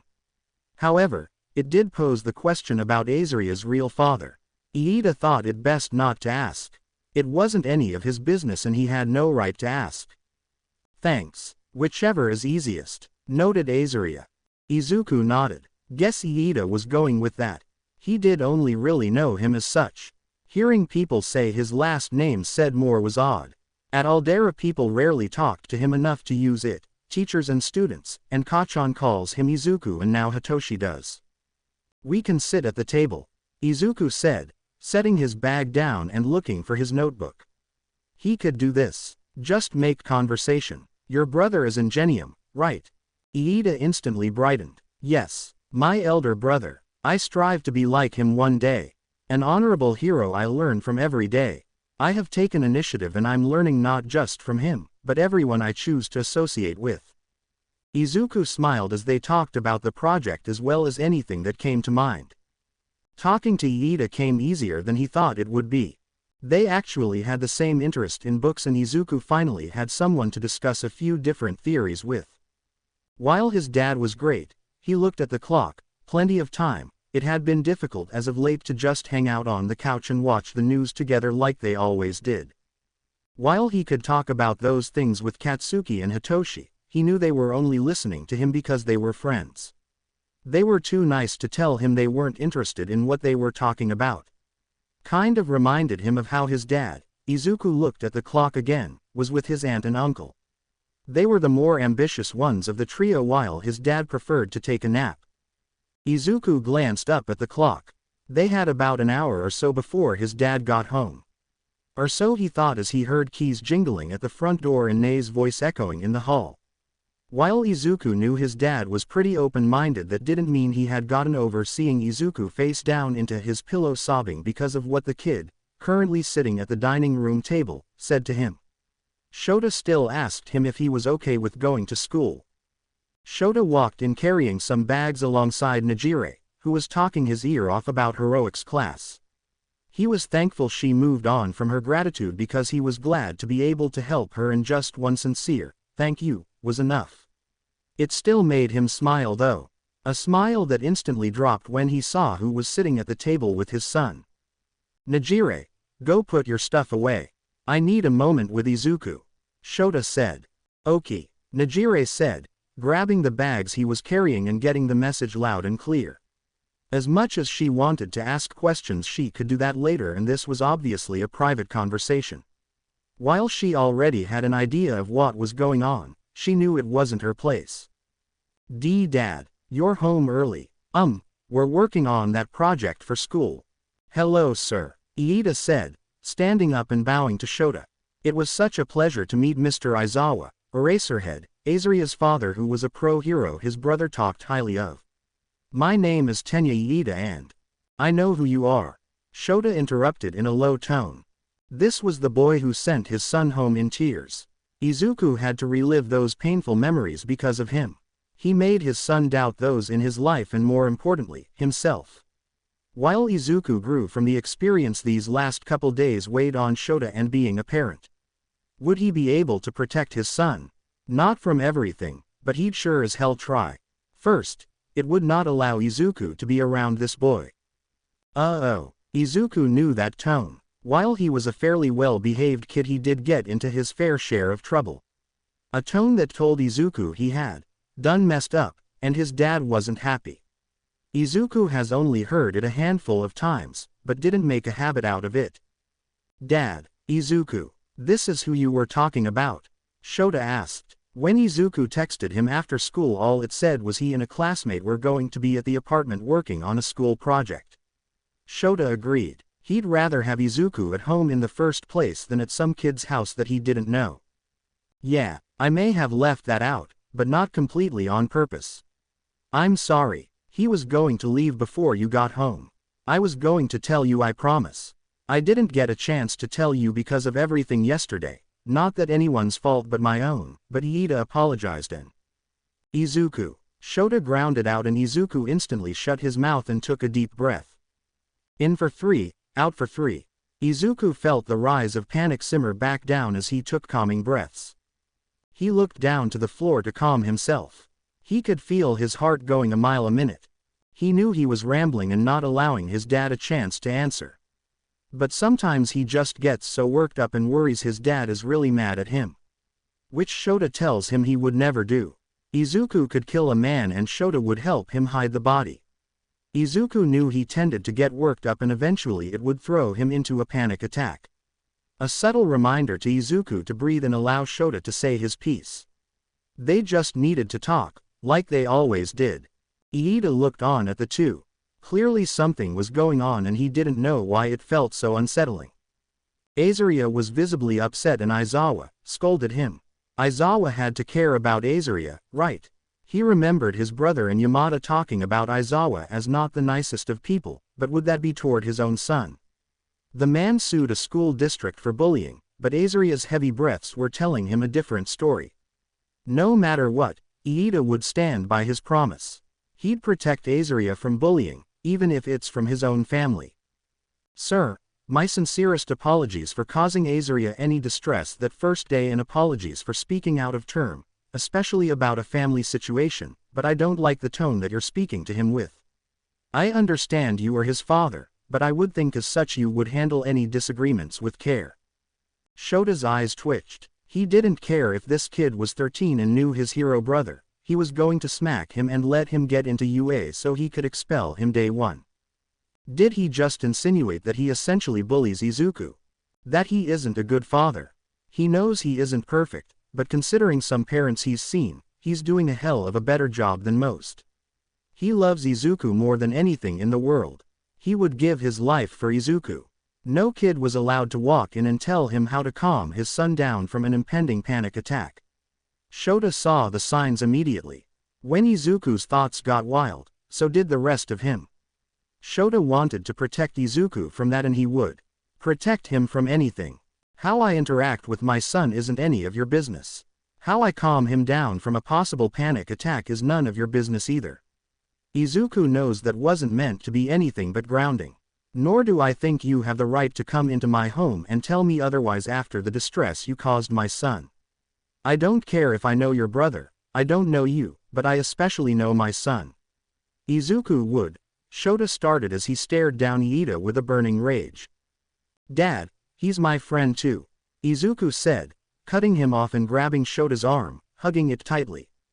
Izuku, Shota said in disbelief. Please, I know you're mad he was rude to me on my first day, but that's all behind us now. He apologized to me and I chose to work with him on this project after that. We might not know each other that well, but Iida seems like a person I can grow to trust. Someone I can be friends with. Shota remembered a time when he was worried about Izuku making friends. Apparently here he was with one more than Shota has around his age. Katsuki, Hitoshi, Najire, and apparently now Iida. If Izuku wanted to be friends with this boy, then who was he to stop him? He wasn't like those other parents. He loved and cared about him. Izuku seemed to be doing fine all on his own. He was growing up. Shota still didn't want to see it happen, but he was so damn proud. Before I was interrupted, I was just going to say you should have warned me and we should have talked. I know I'm being protective, but you're my son and I love you. I can't see anything happen to you. As Azuria's friend, I'll ensure as well he's protected. Iida announced. My apologies for making an assumption and speaking ill of you, sir. While he didn't appreciate coming home to this situation and being insulted, he was glad to see the boy was sincere. He showed potential in being able to learn from his mistakes. The boy wouldn't have spoken out against Shota if he didn't tend to follow through with the idea to ensure no one treated his son the way others had, the way he once had. If Izuku said this boy was his friend, then Shota would have to accept that. It wasn't like he could stop him. Izuku could make his own choices, and if he trusted this boy, then fine, I'll trust you, Izuku, Shota said, putting a hand on his shoulder before looking toward Iida. That doesn't mean you're in my good graces yet. Yes, sir, Iida nodded. Thanks, Izuku smiled. I guess it's just fate that all my friends are dicks to me beforehand. Izuku, Shota groaned. That's not how that works. I don't know. Izuku wondered curiously and jokingly. Najire was his sister and her family were assholes, so he guessed that counted. Kachan called me a moron and Hitoshi wasn't too friendly. He also told me he considered being a dick to me so he wouldn't get bullied. Well, welcome to the club, Iida. Izuku, you need to reevaluate how you make friends. Shota deadpanned. Izuku just shrugged while Shota resisted the urge to face palm. This kid certainly made things interesting. They were so intense and he felt himself burning for his sins. So demanding, and he felt like he was suffocating under the icy glare from fire-red eyes. How much more would he be reminded that he should have handled the last couple days better? He supposed he deserved it, and this was part of atoning for his mistake. He could tell earning both his and Shota's trust would take time. Just for the record, 4 eyes, I don't like you. Katsuki growled as Izuku introduced Iida officially as his friend that next morning in their homeroom. Kachan, be nice, Izuku scolded him. No, make me, Katsuki answered. Izuku raised his eyebrows at him and pouted. Stop. Make me. Izuku pouted as his eyes shined. Katsuki looked into Izuku's big green eyes with fierce red, determined not to break. He wouldn't be like Shota and fall for it. Those eyes hadn't changed since they were kids. Izuku's innocent doe eyes spelled trouble. Katsuki wasn't the mastermind behind them getting in trouble. No, It was Izuku, which was one reason they barely got caught. Those green orbs looked into his soul, and every moment Katsuki felt his resolve wavering. The boy's lip and eyes quivered. Twitch. Damn it, Izuku. Fine. I won't be an ass, but I ain't gonna be nice. Katsuki conceded. That's all I ask, Izuku said, smiling and having turned off his secret weapon. Thanks, Kachan. You're the best. Whipped. Hitoshi coughed. Bitch. Katsuki coughed back. What? Izuku asked. Nothing. They both said while one was smirking and the other glaring. I do apologize for any animosity between us and do hope we will all become friends. Iida said as he bowed his head a little. I do, however, do not want anything to be secretive in this. I had every intention to apologize to you, but I simply asked Yamada to provide me the moment to do so alone and interrupted while his guardian and my brother were conversing that night. Izuku looked over at Hitoshi. He knew and didn't say anything. Hitoshi pressed lips and narrowed his eyes on the taller boy. He didn't have any intentions of telling Izuku any of that, but he guessed that's what they were doing. Sorry, Izuku, Hitoshi said. I wanted you to have an open mind when he apologized, and the chance really presented itself with someone wanting to play Blast the Can. I simply kept someone distracted. Don't pin this on me, bags. Katsuki snorted. I laid into him, trust me, but I guess your good nature has been rubbing off on me. I knew you would have given him the chance. Hitoshi finished explaining. Izuku didn't say a word and simply kept his eyes trained on him. Izuku. Thank you. I'm not sure if you know, but that day helped me more than I originally thought. Despite the rocky start, the entire situation helped me, so thank you. Thanks to all of you for helping me and reminding me there are good people in the world. Izuku said with a smile. Chapter text. Blink, blink, blink. Najire, you okay? Izuku asked as he moved into her line of sight after explaining, well, everything to her. He talked it over with all might and the hero accepted her, learning the truth. The truth of Izuku Midoriya Aizawa. The boy living outside his time whose father is a 100-plus-year-old supervillain who may or may not one day come back to reclaim him. On top of that, Izuku also has half of the quirk of the number one hero and now might be the only person who can make it whole again to one day combat his actual father. Izuku trusted her, and while Najire loved to know everything about anything and everyone, she knew how to keep a secret. Especially one so important for someone she really cared about. However, it had been a couple minutes after Izuku and Shota explained things to her and she had yet to make any form of reaction. Izuku was afraid he broke her. Wowzers. That's so crazy, Izu, Najire said in shock before she ruffled his curls. Don't worry, I won't tell a soul and I'll make sure no big baddies come after you. Thanks, Izuku said, blushing a little. Najire smiled at him before her cheeks puffed out and she turned to the guest in the room. Now look here, you better protect him. Izuku's like my brother and you better not let anything happen to him. You hear me? Understood. Toshinori nodded with a slight smile. While he had been hesitant about the idea, the girl seemed trustworthy and seemed to really care about Izuku. While the girl was only 15, Toshinori didn't want to find out what would happen if she got angry. She was a hero in training and was doing well in her classes. It was good Izuku had someone else watching over him that understood what he was going through his own age. And with her living with Aizawa, they couldn't keep lying to the girl once everything picked up and Izuku gained some new quirks. Please help watch out for him in my absence. Count on me, Najire cheered. Alright, let's hear this idea of yours. If I don't like it, I'm vetoing it immediately.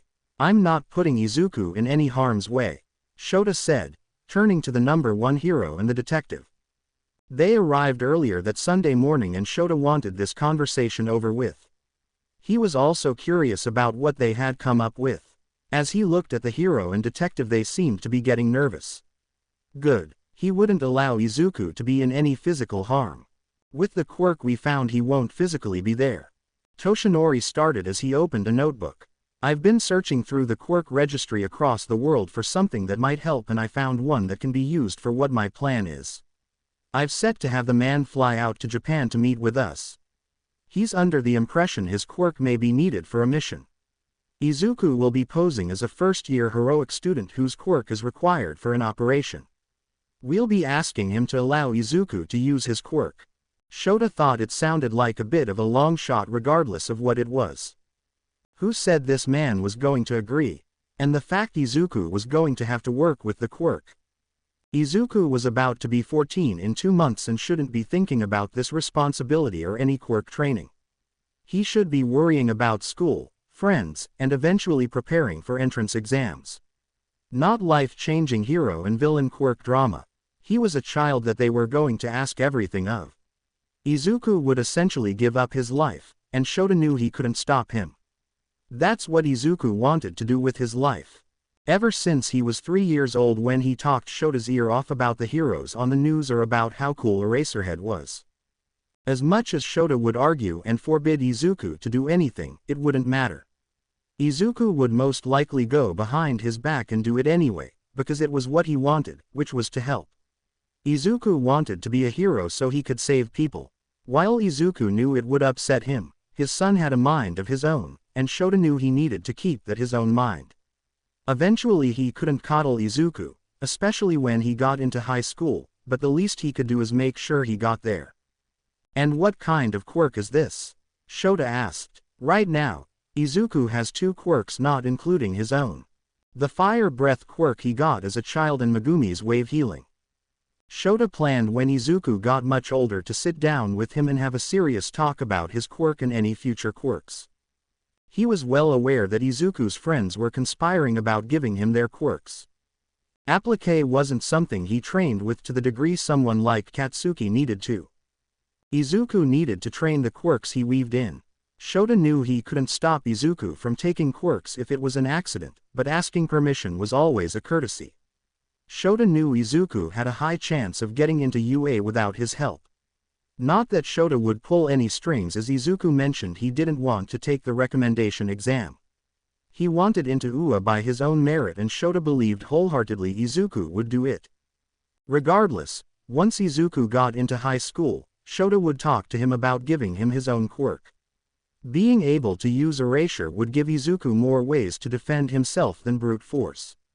At the end of day, regardless of what anyone thought, his son, Izuku's safety was the most important.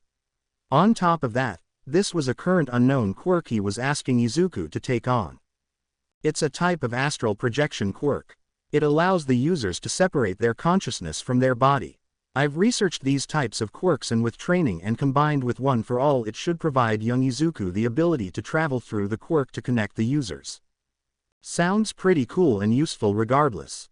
Izuku said as he accepted the notebook from the hero and was able to flip through the pages. Everything was so detailed. All Might really didn't pull out any stops, making sure he had all the information they might need. What piqued Izuku's main interest was the information on 6 other people whose names he didn't recognize. Shota looked dumbfounded. This was certainly a long shot and put a lot onto Izuku's shoulders to be able to train the quirk to handle such a feat. He did however understand the implications of such an ability.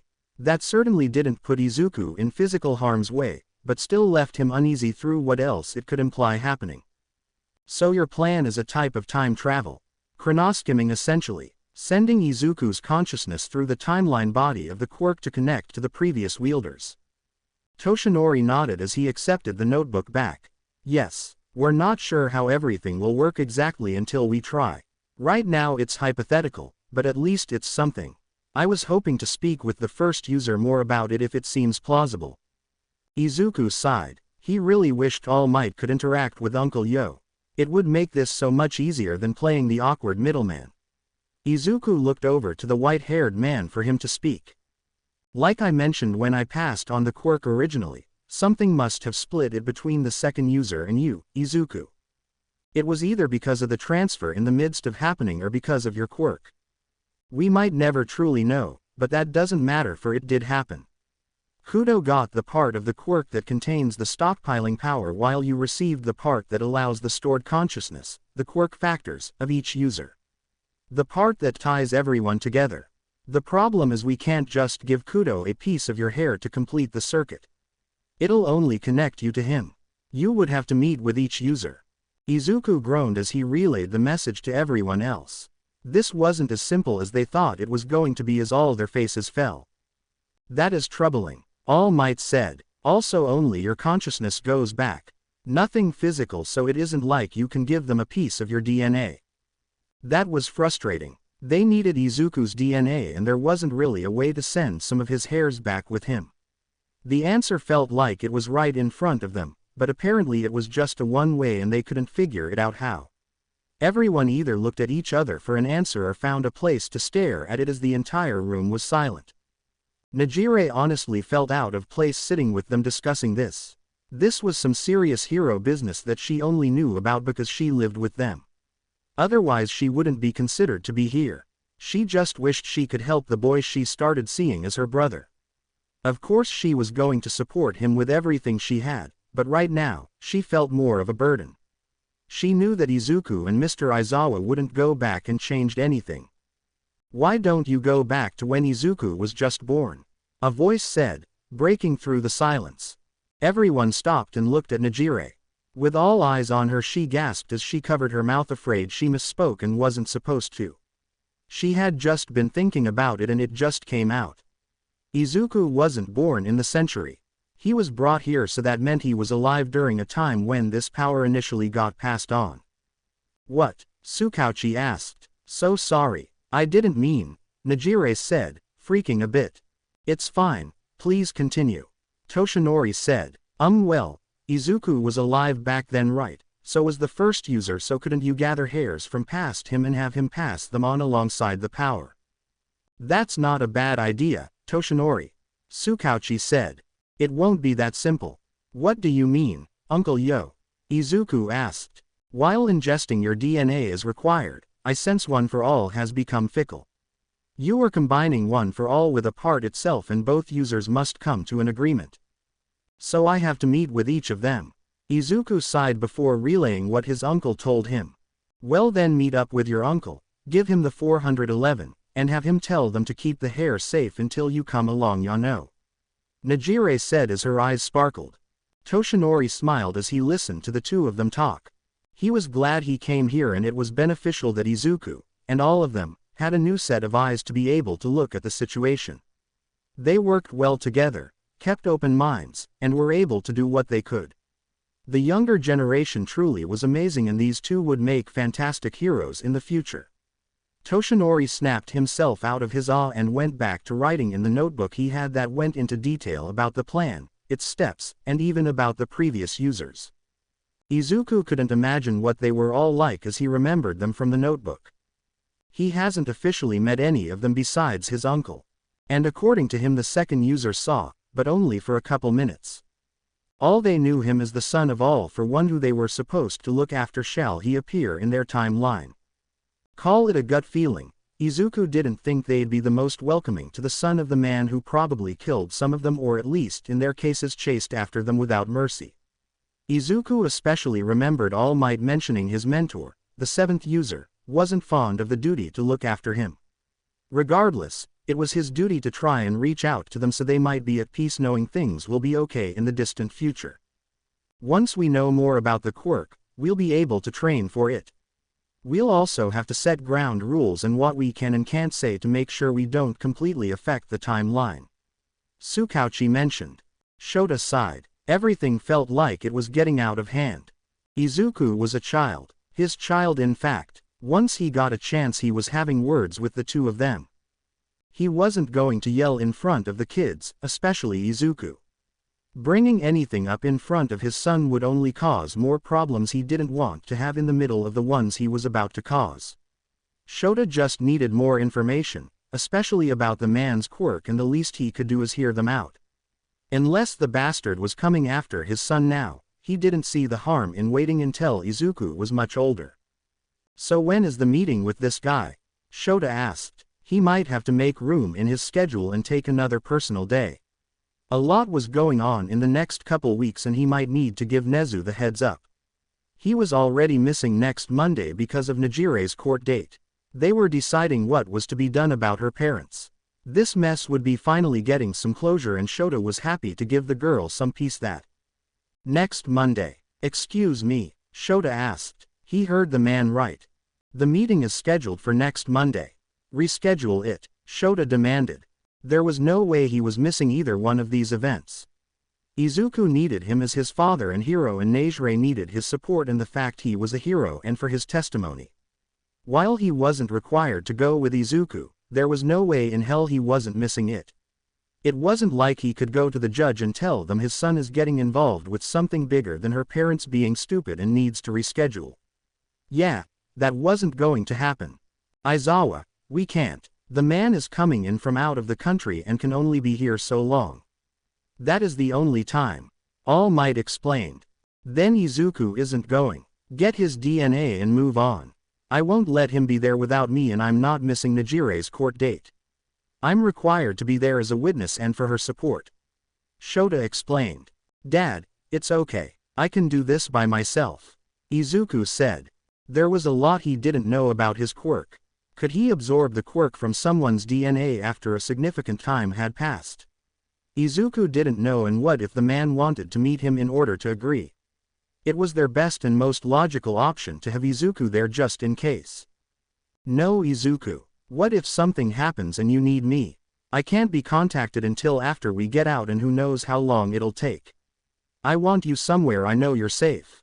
Which is either at home, with me, or at school. Shota rebutted. Nejire needs you, Dad. All Might and Detective Tsukauchi will be there, and we'll be at the police station, so everything will be fine. Izuku answered. Dad, what if me not being there makes him not help us? What if this is the reason I'm here? The reason he's here? Does Izuku not know why he's here? Something festered inside Shota, and before he knew it, it lurched out his chest and mouth before he could stop himself. That familiar feeling Shota had all those years ago as he held Izuku in his arms as a baby, both so sure and yet unsure of his decision. The decision he made at the thought of losing him and wouldn't change. The decision to. You're here to be my son. Shota shouted. Nothing was going to take his son from him. It wasn't going to miss his Junko then, and it certainly wasn't going to be them now, or that bastard later. Izuku jumped a moment in shock. It was rare that his dad ever raised his voice at him. Of course he sternly talked to him, but never got louder than his normal speaking voice. Izuku could probably count on one hand the amount of times his dad raised his voice at him in either frustration or anger. Dad, Izuku said softly as he hesitantly reached out. So much for not yelling in front of his son. But that was what was at stake. Shota would apologize later for yelling, but his heart was starting to break. No, Izuku, you're my son. You're my whole world, Izuku. I love you and can't stand the thought of anything happening to you while I'm not there. Not again, Shota said as his eyes bore into Izuku's. He needed to understand where he was coming from. You're 13. If you were in high school then I'd be more open, but you're a child. You shouldn't have to be worried about being a hero and the villains that are out there for a few years. That bastard isn't coming for you now, so why can't you be left alone too? Also, what if something happens and you aren't my son anymore? Even if I might never know, I can't lose you, Izuku. Izuku swallowed hard, trying not to cry. He felt like crying would not help the situation. He could cry about it later when everyone had gone, and it was just his family. He needed to be strong. He needed to be a hero. Like Iida had told him about being brave and standing up even when things were rough. His dad needed him. He understood what his dad meant. What if something happens that causes Shota not to find him? The only person who would know was Izuku. It was a risk. He never really saw his dad show such emotion before. Even when Megumi died, Shota kept on a brave face for him. Now, Izuku needed to do so for him. Dad, I love you too, Izuku said, coming up and hugging Shota. He grasped his dad around his chest and hugged him tightly. He was still there beside him. That's why I want to do this. I need to do this to make sure that doesn't happen at all. I'm the only one who can. Think logically about the best course of action. I want to be a hero, like you. You always told me a hero is prepared, and if I'm out there saving people, then he might find me. I'll make sure I come back to you every time because I don't want anyone else to be my dad, but you. Shota thought Izuku was the emotional one of the two of them, and here he was crying openly in front of a friend, the #1 hero, and his new ward. What was the world coming to? He was going soft, and Shota couldn't find it himself to completely hate it. This would be only for Izuku and possibly Najire. He knew as a hero that things can be dangerous, but right now fuck being a hero, he was a father. Izuku's father. He didn't want to think of a world where he wasn't. Where he wasn't the one who found Izuku, took care of him, got attached, and eventually adopted permanently into his life. At one point in his life, Shota would have scoffed and snorted at the idea of him having a kid, being a father. Now, he wouldn't change it for anything. He wouldn't allow that to be changed. Izuku did understand Shota's concerns. Keeping their small family together. Keeping the life they all shared alive. Izuku was a very smart kid and he was his problem child at the end of day. Whether it was Izuku, at 3 years old, charging at villains, or at 1, deciding to take on what would probably be the biggest weight a hero could carry. Izuku had been knocked down enough times in his life and got back up. Shota didn't want to live in the moment he wouldn't.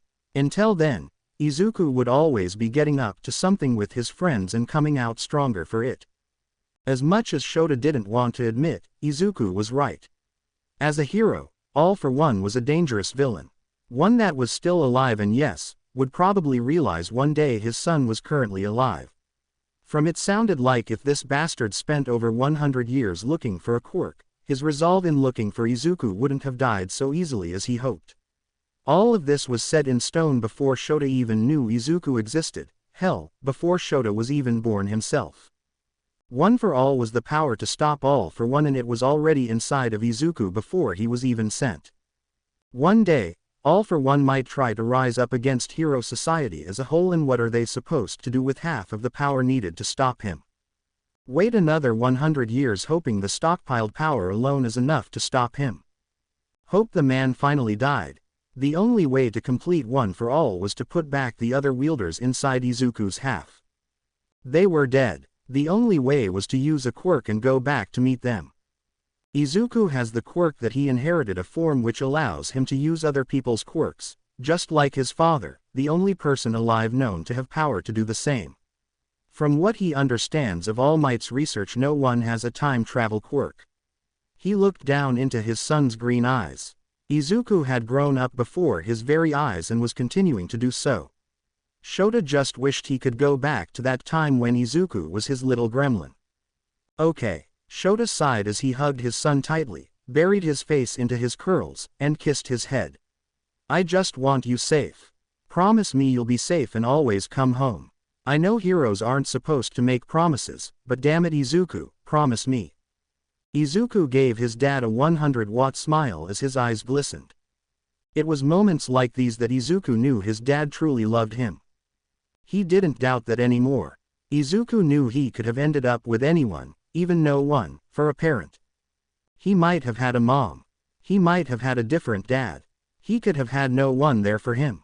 He didn't want anyone else, because his dad was the best. He looked after him and Izuku had the track record to prove it, from taking out villains to suing schools. After everyone left he'd cry in his dad's arms and they would probably spend the rest of the night watching old movies together on the couch. Of course, Najire would be invited. I promise, Dad, Izuku said, nuzzling into his chest. He felt like he was an invader on such a tender moment between father and son. A strife he knew he caused by asking so much of this young man, this child. Because that was what Izuku was, a child. Toshinori could understand where the man was coming from and he'd speak to him. He had a point. Izuku was a child of 13. While he was young when inheriting the power, he didn't have such weight. He only wanted to be a symbol that the world needed to know everything was okay. He had done that and it had been years since he last clashed with All for One or anything to do with him. He supposed this could wait sometime before they made any large strides in fully completing One for All. The number one hero made a silent vow to help protect this child, even if it cost him his life. However, something else made him wonder. What had happened to Izuku that Aizawa felt this strongly about? Aizawa had said, not again. He didn't know much about the life the son of All for One was brought to live. What could have happened to this kind, heroic boy? He kind of wished he pried Tsukauchi more for answers when they talked about Izuku's home life or in general. Shota sniffed as he took a calming breath before turning a glare onto the Tsukauchi in all might. They better take care of Izuku or they might find themselves hanging by his capture weapon on a pole. Shota was sure he could take the #1 hero in a fight. You better tell me immediately if anything happens. And if anything does happen, it'll be on you. Shota growled. Toshinori swallowed as he felt a shiver down his spine. Yeah, that life he laid down for Izuku might end because of Aizawa. Najire kept fiddling with the hem of her dress to keep her mind off of the silence of the car ride. A rather simple dress that Ms. Midnight had gone out with her to buy. The silence that just reminded her she wasn't missing school for a good reason. At least after today all the chaos surrounding the unfortunate situation with her parents was finally going to come to some kind of end. Najire knew that it wouldn't be it even if her parents were completely taken out of her life. She told Shota that she did still love her parents, but she had accepted they weren't keen on people wanting to be heroes or use their quirks to help people. If that were the case then she was just going to have to grow up without them. Najire had gotten an understanding of what was going on. They wanted this done as efficiently and painless as possible. Essentially she was told it was like a hearing where her parents were already guilty and this was just to put everything on the table and receive their punishment. She wasn't sure if she'd be needed or even if Shota had to be there too. It seemed rather straightforward and she knew he'd rather be with Izuku. Everything will be fine. She heard a voice and looked over to see Shota nodding to her. Najire thought it was so weird seeing him not in his hero costume. She doesn't think she's ever seen him in anything else. It was so weird seeing him pull out a black suit and tie that morning. While they got ready Izuku made fun of his dad for having to dust off his suit. Shota teased his son about one day having to wear a real monkey suit that wasn't a school uniform and he was going to leave. Najire just sat at the counter awkwardly smiling as the two went back and forth. It reminded her of when her grandmother would tease her father. It just made her heart sink a little to think she might never get to experience something like that again with her family. It's not that, but are you sure you couldn't have gone with Izuku? Najire asked. She was so worried about her brother. No matter what anyone said Izuku was her brother in anything but blood. She couldn't help feeling like he was handling a more daunting task than hers. Hers involved just herself, not something that affected the whole world as they knew it. Her problem seemed menial in comparison. She would never say that out loud because both Izuku and Shota would strongly disagree. While not being with Izuku is making me a little on edge, I want to be there for you both. Izuku will be fine. If not, I will be reached. You need me to and Izuku isn't my only priority. But what if something isn't right? What if? I know it seems like Izuku is going through a bigger ordeal, but you can't compare the two. You're going through a stressful time dealing with an unknown and at the root of it. So is Izuku. No matter what or who it is, I will be there to help look out for each of you. Shota said. Najire nodded. She wondered after everything would she be able to stay with his family. While it was super weird living with her teacher and his son, she felt so at home with them. She couldn't thank them enough and was so glad she listened in her Nana's words and reached out to them. They welcomed her without any strife and made sure she'd be taken care of. Sure, Mr. Aizawa was her teacher and it was his job to look out for her, but this was a lot more than she was expecting and she couldn't be more grateful. She always asked how she could make it up and all he told was for her to keep striving to become a hero. We're here. Are you going to be okay? Shota asked. Yeah, I totally will be, Najire said, smiling. As they got out of the car she took a deep breath. Things would be all right. Najire's heart sank into her stomach when she saw her parents walk in. They didn't look any worse for wear and her father barely acknowledged her and her mother glanced at her. Neither of them looked entirely happy to see her. She wondered about what things were like at home since she had been kicked out. Did her parents talk about her or about the situation at all? Did they feel guilty at all for what they did? Did they maybe change their minds about supporting her? She wasn't allowed to talk to them but with the expressions on their face she was kind of relieved. All rise for the Honorable Judge Higura. Najire felt her heart, that currently in her stomach, beating so much she swore it was making her nauseous. Everything was happening so quickly and it felt like time. It felt everything was on a timer that was running out. She took a deep breath and it only seemed to make things worse because she was so unsure what was going to happen. She felt something nudge her foot. She looked down to see a black dress shoe and looked over to Shota to see him give her a slight smile. One she often saw him give to Izuku. She gave him a sweet smile back, silently thanking him for helping her. "Please present the case," the judge asked, and the prosecutor that Ua hired stood up. Mr. and Mrs. Hado pleaded guilty to kicking their daughter out of their home. He said, they willingly locked her out of their home and wrote a letter telling her not to return as shown through the evidence provided. From there she sought out pro-hero Eraserhead, who was her teacher at UA Academy. Mr. and Mrs. Hado had no intention in allowing her back inside. The court has considered Ms. Hado as 15 and went to a safe location almost immediately. Her parents also have shown no signs of neglect. Having a foster license and a child of his own, he was awarded temporary custody of the child in question and is filing for full, whether it be permanent or at least under wardship of Ua. He has shown to have cared for the child's needs physically, mentally, and emotionally. Najire looked over at Shota, who was facing forward. He wanted to take full custody of her. She let out a small smile. That would be nice and she'd totally be okay with that. She kind of got distracted by her thoughts, tuning out everyone else. She wondered what life would be like staying with them. It would be so crazy if she ever brought friends home. She might have to answer questions. Not that she minded at all. The most awkward would be if Shota was her dad too. She didn't think so, but he was acting like it. In Mr. and Mrs. Hado will be fined 200,000 yen and will lose all parental rights to the child, the judge determined. Full guardianship will be awarded to Shota Aizawa. Najire would never tell, but she looked up what all could happen to her parents. She never mentioned it to anyone, but to one person. She still loved her parents. That might never change, but she was so worried, and that's why she told him. She knew if she said anything to anyone else, then they'd say she was being soft or they didn't deserve her compassion. Izuku had told her that was what made her a good person and something that would make her an incredible hero. The worst she read was that her parents might go to prison. She couldn't bear the thought of that and how it would ruin so much for them. For what it sounds like, thanks to her testimony she gave beforehand helped. Najire was glad she'd get to stay with Shota and Izuku, but she looked behind her and saw her Nana. She had tears in her eyes as she looked over at her family and the ordeal. She could tell she was blaming herself.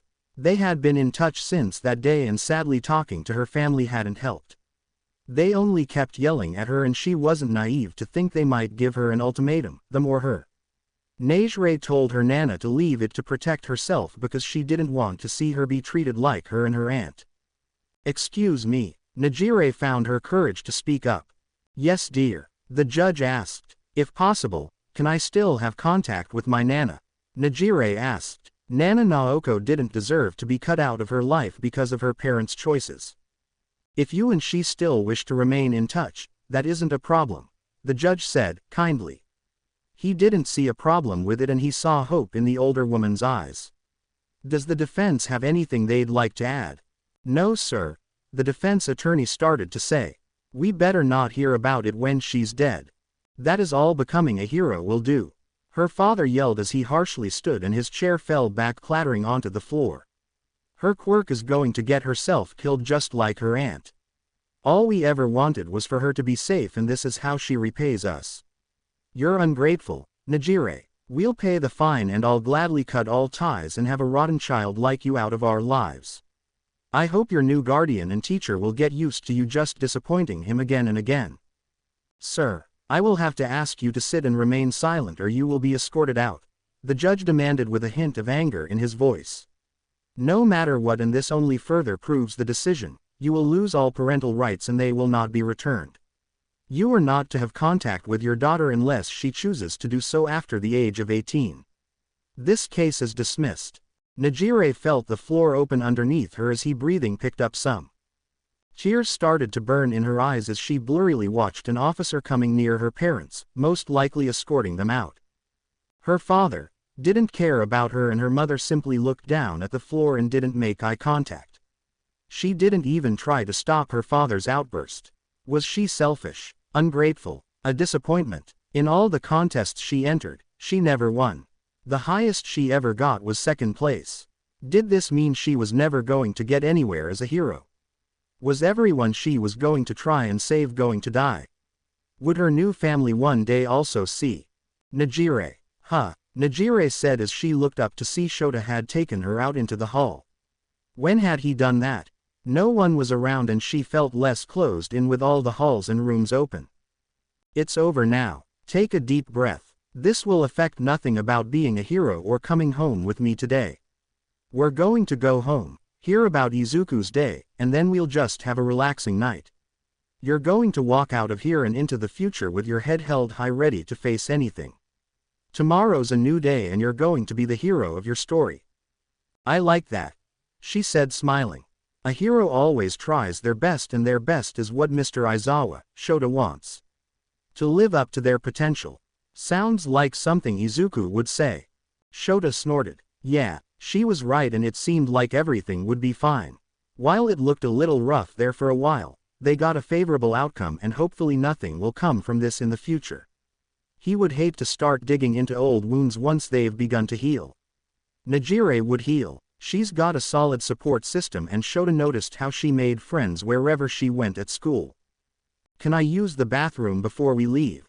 Najire asked as she bit her lip and sniffed. Sure, I'll be right here. Take your time. Shota nodded. Shota leaned against the wall as he rubbed eyes. This was always such a rough moment. He'd make sure to ensure Najire was okay when she got out of the bathroom. He wasn't blind to not know she wanted a quiet and alone place to cry. He was understanding and decided she needed a moment alone. Maybe afterward they could go out for a treat. A part of him wondered if he should have asked Nimari to come with them so she'd have a woman's support. Not that Shota wouldn't comfort the girl, but he wasn't sure how she'd feel about it. There was the root that he had a son, not a daughter. It couldn't be that different, right? Speaking of son, now that the hearing was over, he pulled out his phone to turn it back on. He should have been told something by now about how the meeting went. Are you okay? Shota asked as he saw Najire coming back from the bathroom wiping her face. Her eyes looked a little red, for which he didn't blame her. Yes, thank you, Mr. Aizawa, Najire said. Shota. If you're going to be staying with me and since I'm now officially your guardian, please call me Shota. Mr. Aizawa only at school, okay.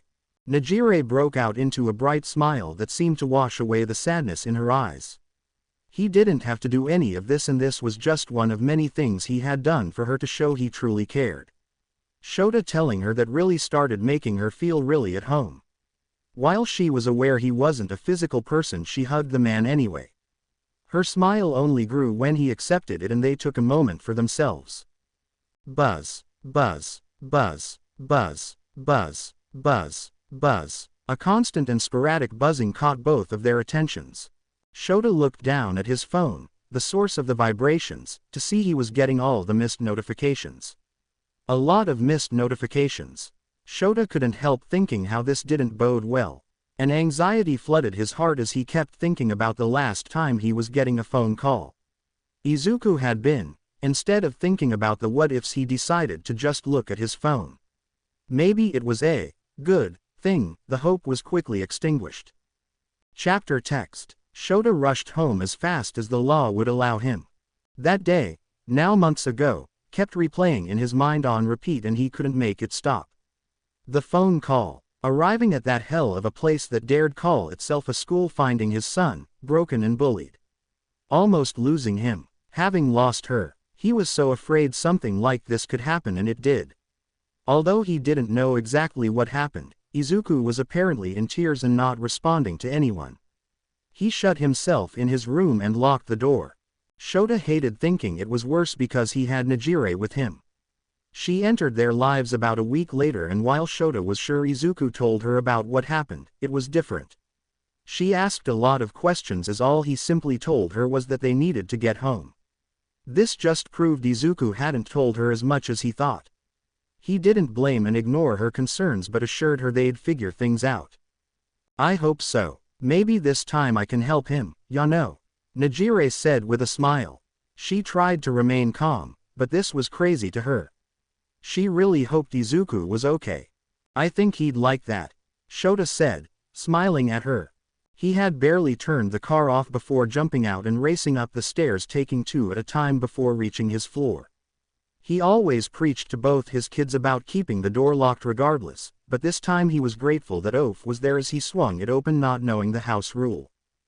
Thank goodness, Aizawa, Toshinori said, seeing the man come on. Izuku, Shota yelled as he loudly knocked on his son's bedroom door, ignoring All Might. Izuku, it's Dad. Please open the door. Shota expected a response. Izuku always responded, but this time he received none.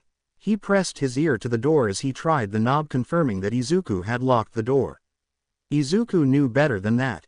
Shota asked to keep it unlocked just in case of an emergency. He knocked softly again. Izuku, please. Everything will be fine, I promise. I love you, Izuku. Open the door so we can talk, Shota said as he placed his forehead on the door. As soon as the words left his mouth, he heard a choked-out sob coming muffled from behind the door.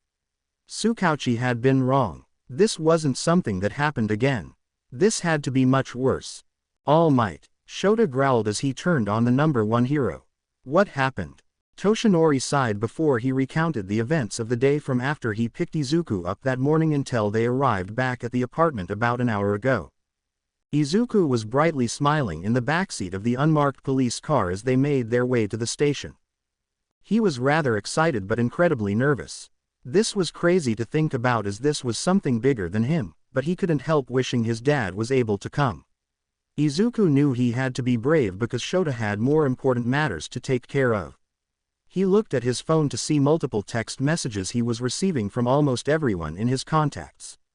He was surely popular today and realized he might have forgotten to inform his friends about him missing school. Kachan. Why the fuck aren't you at school? You always tell me when you're missing. Hitoshi. What's wrong? You don't miss school. Iida. Hello Azaria, are you feeling unwell? I couldn't help noticing your absence during homeroom this morning. Bakugo and Yamada seemed rather stressed about this. When you get a chance, please respond so I know you are well, and please let me know if you need any assistance in catching up or retrieving missed assignments. Najire. Good luck. Can't wait to hear about it. Hope for the best for all. Lol. Less than 3 laughing face. Dad. Remember to message me as soon as you're done. If I'm out of court I will call you. If not, go home and make someone stay with you until I call and get home. Love you. Izuku smiled and realized he might want to make a group chat for all his friends and then one for family. It might make things easier, but Izuku was also aware that it might not be the best idea. At the moment there were so many unknowns. Regarding his friends, they all didn't see eye to eye. He wasn't blind. He knew Kachan and Hitoshi, mainly Kachan, were still wary of Iida after everything that happened. Izuku hoped that at one point they could all be friends. Regarding his family, he knew Najire would still be his friend no matter what, like a sister, but he didn't know if she was going to be living with them after today. Izuku knew she wouldn't be going back to her parents' house, but she might be either placed somewhere else or go live with her grandma. Izuku hoped she'd continue to live with them. His dad mentioned that he filed for complete guardianship, but that didn't mean he'd be awarded with it. He wished for the best outcome for her and would always stand beside her. Izuku, we're here. Time to go, Tsukauchi said. Izuku then turned off his phone. He needed to be respectful while here, and he surely knew that his friends were going to be blowing up his phone asking where he was and if he was okay. He'd text them when he got home and let them know things were okay. He didn't want to pin this on Najire, but it was the perfect excuse. He missed school so he could support his sister. They all knew about what was going on and would understand his absence. It wasn't a total lie. Remember the cover story? Toshinori asked as they walked toward the meeting room. Yes, Izuku nodded. I'm a first-year hero student about to aid heroes on a mission that would be more successful if I was able to use his quirk. We need to maximize success at all costs. I am not allowed to share any information about the mission as I could put the entire operation at risk. You're All Might's representative, so I should address you as Mr. Yagi. Good job, Toshinori said, ruffling Izuku's curls. The hero had no doubt Izuku would be able to behave himself and follow along. The boy wasn't required to talk unless asked a question, as All Might and Tsukauchi were going to be leading the conversation. Ready? Yes, sir. Izuku sat awkwardly in front of the man who was drinking from a water bottle. His name was Jabez. He couldn't remember where he was from, but Izuku could tell that he wasn't Japanese. He had dark hair and eyes appearing to be in his early 20s. His expression left Izuku a little unsettled, and he hated the thought that crossed his mind that he reminded him of Jigoku. The almost greasy look that screamed bad news. But Izuku learned not to trust a book by its cover. If he had, then he might not have a starting friendship with Iida. So far everything seemed to be going smoothly. They explained the situation as simply as possible as they all asked and answered questions. So what you're saying is my quirk is useful for a hero mission. And this kid is helping you? He asked as he looked at Izuku. Looks like a bit of a runt. Is he even old enough to be in high school? No, but that wasn't the point. Izuku suppressed his frown. He knew he was rather short, but he felt the comment rather uncalled for. Yes, he's a first-year heroic student whose quirk is essential to the operation set to start within the next year, as is his younger appearance. He'll be using his first year as training and to get his provisional license. So what's his quirk? He asked. Tsukauchi nodded to Izuku. Oh, my quirk is called applique, and it allows me to use the quirk of anyone if I take their DNA into my body, whether it by blood transfer or ingesting it. You don't lose your quirk, promise. Izuku explained. He wasn't sure what else to say or thought it best to keep it on the down low and not get to a point where he'd start rambling. So you're going to eat my hair or something, and you're going to get my quirk? Jabez asked as his mouth twitched. Yes, Tsukauchi said. Midoriya Aizawa has a couple of other quirks he can use to make sure this operation is successful. As mentioned, we just require your consent to obtain the use of yours. The room got silent, and Izuku was worried that he might say no, which was why he made sure to tell him he'd still keep his quirk. That was a pretty big question when he first received it, but Shota checked with the criminal when he was younger, and he still had his quirk. Not that he was using it much in prison, but Izuku always made sure to be respectful of any quirk and use them for good intentions. So train me instead, Jabez said. Excuse me, Tsukauchi asked. Train me to carry out this mission of yours. I know my quirk better than some little kid who's just going to take all the credit for something my quirk is aiding. I'm sorry, Toshinori spoke up. Midoriya Aizawa's other quirks.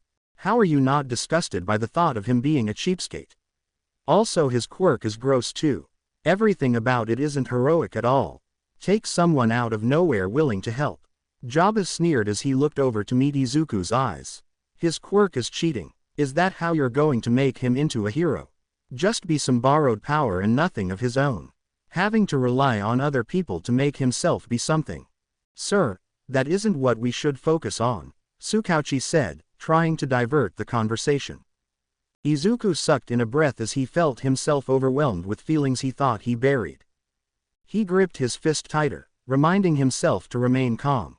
He didn't know what all he's gone through. He kept thinking about what his therapist reminded him, that people are just never going to accept certain quirks and ways. They were bigots, but everything he said Izuku heard before and lived through before.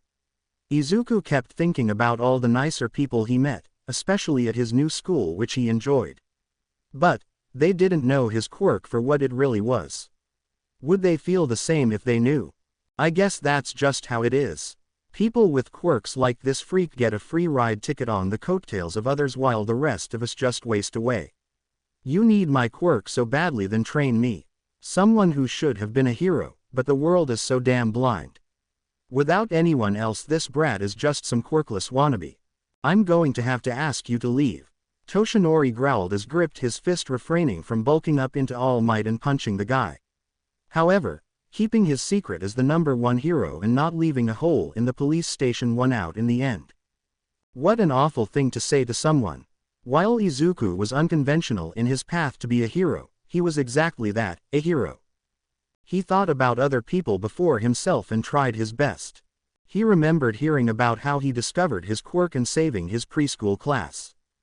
While reckless, it was admirable and the makings of a hero.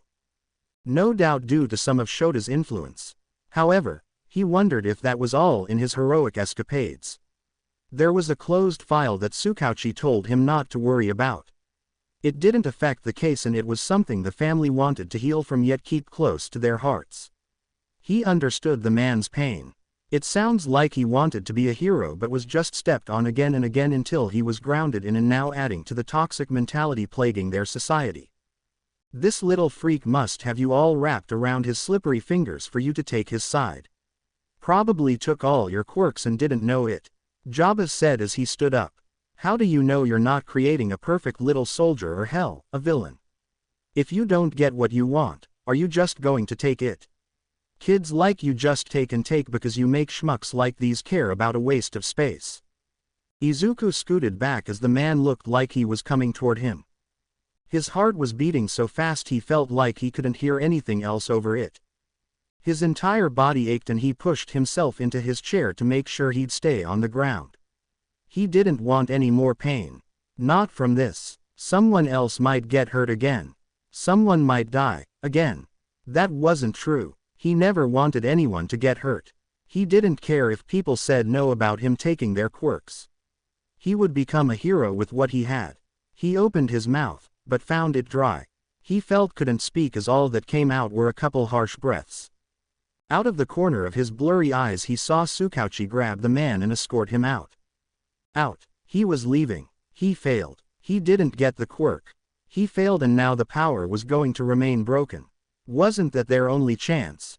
This had been a long shot to work and in the world of quirks who was to know if they were going to find something else to help them? How did they know this wasn't going to happen again? That someone else wasn't going to tell the truth? Izuku was reminded of every day by the whispers that were getting louder. He was disgusting. He was a fake. He was nothing. He was a fraud. Young Izuku, are you okay? Toshinori asked carefully, putting a hand on his shoulder. Izuku jumped a moment and Toshinori winced, not thinking about how the kid was out of it. Those once expressive green eyes looked so distant. Toshinori knew the kid was disassociating. I'll get you some water, kid. While he was out he'd call Aizawa. There were very few times where he, the #1 hero and the symbol of peace, was lost in what to do. He couldn't just do nothing. He needed to help him to make sure he was all right. The boy's dad might be out of court by now and if not then Toshinori promised to look after him and that was what he was going to do, refusing to fail him again. Izuku was confused by the kindness he saw in Toshinori's eyes as he left the room, leaving him all alone in the empty meeting room with nothing but his thoughts and a half-drank water bottle on the table. When Toshinori came back, Izuku's eyes were even more gone as the boy was crying silent tears. He had been gone 5 minutes at most. He was sobbing, but without the broken sounds he knew the boy wanted to make. Those conflicted eyes caught the #1 hero and the tears instantly stopped. He kept trying and trying to speak to him and soothe his worries, but nothing seemed to work. Izuku only shook his head. The least he could do was get the kid home, but he didn't miss the sad and haunted look in Tsukauchi's eyes when he left. Izuku stared out the window the entire ride home. He pressed his lips together as they quivered and everything was shaking. He couldn't start crying again. Not here. Not in front of All Might, the #1 hero. He couldn't see how weak he was for letting this get to him. He couldn't let him know that he was unworthy of the power bestowed onto him. In a moment of questionable judgment, he couldn't let anyone know that he was just like his father. Damn it. Shota cursed as resisted the urge to slam his fist into the wall after All Might finished. He should have found a way to go with Izuku. He wouldn't have had a problem punching the guy and he was sure Tsukauchi could look the other way for a moment and wipe the camera. Izuku wouldn't tell him, but he knew that the events of Aldera still shook him up. Last time they talked, after his first day at Some, Izuku had shown to be healing and he couldn't be more prouder and happier for his boy. Shota knew something else happened, but his son wouldn't talk to him. He knocked again. Izuku. No answer. Aizawa, did something happen to young Izuku? Toshinori asked, cautiously. Aizawa sighed. He really wanted to tell All Might to butt his nose and wide-ass grin out of his family's business. What happened to Izuku months ago was finally becoming just that, the past, and didn't need to be dug up. However, the man had become a staple in their lives whether Shota wanted him to or not. At the root of it, the man literally shared the same exact quirk with his son, and his biological father was the man's arch-nemesis. He was like some kind of odd uncle, and Izuku had plenty of those to last Shota a lifetime.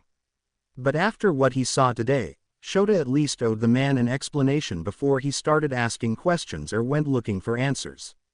He also made sure Izuku made it home and Shota was grateful. Izuku currently attends Some Private Academy, but he didn't always.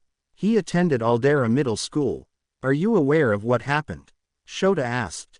I've only heard bits from the news. The school was shut down due to bullying that caused a major injury to a student. The boy's father, young Izuku, was the child who was injured. Yes, Shota confirmed as he tried to look anywhere but at him as he tried not to lose it. Whether it would be in anger or full-blown crying was up for debate. I had been called that day after the accident with them telling me Izuku got in a fight. I didn't believe it, and when I arrived, the principal had his hands on my injured son who had been tossed down the stairs by another kid's quirk. I was later informed by investigating heroes and my son's best friend that he was being severely bullied for his quirk and who knows what else those little shits targeted him for. They wrote insults, hinting that he should die all over his desk. They told him to choke. That he was useless. They pushed him into the floor and into lockers. That was just part of it, and my son didn't tell me because he didn't want me to worry. I'm a hero, and I felt like I couldn't save my own son. I sued the school and did everything I could to protect him. I mean it all might. Izuku is my son and he means everything to me. Almost 14 years ago I got placed with a kid who fell into my arms and now I'll never look back. What Izuku needs is time and I'll give him all the time in the world. Thank you for taking him home, but I think we're done for today. I'll contact you once I deem it appropriate. Toshinori nodded, understanding Shota's point. Having everyone there would further stress the boy out and he was starting to understand the other hero. While Shota Aizawa seemed like a rough around the edges individual, he was a man of heart that truly cared for those he let in. Izuku wasn't the only one affected by this and right now they needed their family. Not a hero. Excusing himself, he thought it best to return to the police station, curious about what occurred after leaving. He nodded to the girl as he walked out and smiled, glad to see things went okay on her end. Najire waited out in the living room as she held herself, trying not to cry as she saw All Might leave. After the door shut, she continued to hear Shota call out to Izuku with still no luck. Overhearing what actually happened to her brother made her angry and so worried. Izuku only told her the paraphrased version. He never said kids wanted him to die. She couldn't stand the thought of that ever happening. It was so unfair and someone had hurt someone close to her. Izuku didn't deserve that. He was so kind and helped her when she thought no one else could. She just hated the thought of her not being able to do anything in return. Katsuki tapped his fingers on the desk impatiently that next morning. The first thing he did when he woke up this morning was text his best friend. No response. He was tempted to go to his house before school, but figured he'd give the nerd the third degree when he saw him. Homeroom started 10 minutes ago and announcements just finished, allowing them time to chat. I'm sure he's fine, Hitoshi said. Hitoshi smirked, about ready to tease Katsuki again before the blonde's eyes turned into a dead serious glance Hitoshi had only seen a handful of times before, all in the same day. He's not, Katsuki answered. He didn't know why, but he just knew that Izuku wasn't fine. This wasn't a simple problem or he was sick. Izuku always answers dipshit. I also texted his dad and still got no response.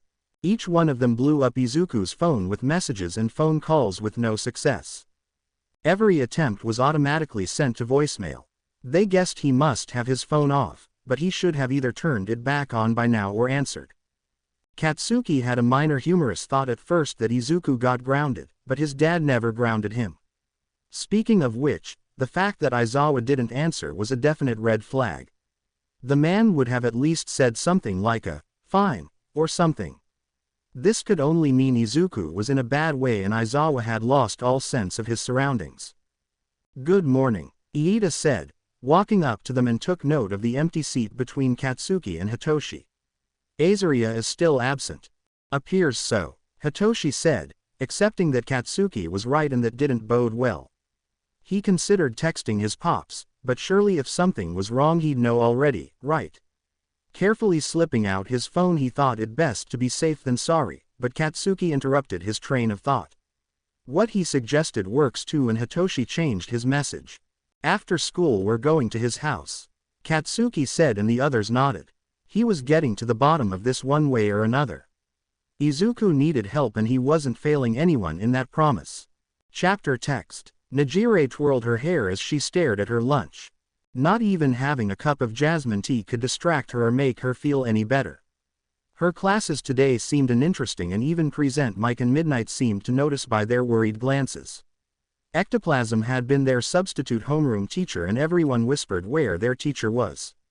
Shota has used a personal day and stayed home with Izuku, who still hadn't emerged from his room. Najire couldn't tell them he was at home with his depressed son who was like her brother. It hurt her heart not being able to help and only sit there in the apartment awkwardly listening in on Shota trying to convince Izuku to open up. She heard him threaten to get the spare key that was buried in his work desk and even bribe him with new merch. Shota told her he wouldn't have actually opened Izuku's door by force unless he was absolutely sure he was in danger. They both heard Izuku moving, or at least crying, so it was clear to the two of them he was alive. They both decided to end the night leaving a glass of water by his door, and come morning, it still hadn't been touched. "What's wrong?" a quiet voice asked. "It's so unnatural to see you without a smile." Najire looked up to see Imajiki sit down beside her. She tried to smile at him, but it just wouldn't reach her eyes. While he didn't talk much, Najire always made sure to talk to him. He acted awkward and shy whenever she did. She could tell he appreciated her taking time to talk to him as her friend with the small smiles. And Mirio told her, but Imajiki wasn't supposed to know that. "It's my brother." She sighed. "You have a brother?" Imajiki asked and was relieved to see a spark of excitement in her eyes. "Oh, yeah, totally recent. He's a couple years younger than me and well, he apparently met with this douchebag of a guy yesterday and he's now really upset."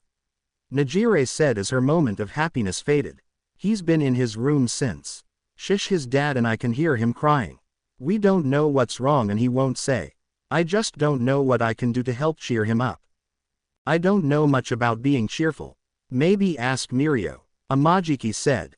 "You're plenty cheerful, Imajiki," Najire said as she tapped him on the shoulder. "Doubt it." He sighed before turning and waving his friend over, who finished getting his lunch and was looking for them. Meeting eyes with both, Mirio broke out in a wide grin before racing over. "What's up, Imajiki?" Mirio said as he placed his tray next to him and sat down. "Mirio, how do you make someone happy?" Najire asked. "That's an odd question, but simple." Mirio smiled. "Just smiling at someone can let them know that things are going to be okay." "Izuku won't come out of his room though," Najire countered. "Izuku?" Mirio asked. "That's not a name I know." "It's my little brother." "No way," Mirio said in surprise. "I didn't know you had a little brother." "He's like my brother. Izuku is my guardian's kid," Najire said. "I totally thought I explained this to you guys." "No, nope." Najire then gave them the short version. Her family doesn't like those who use their quirks to help people, so they disowned her great aunt, then her.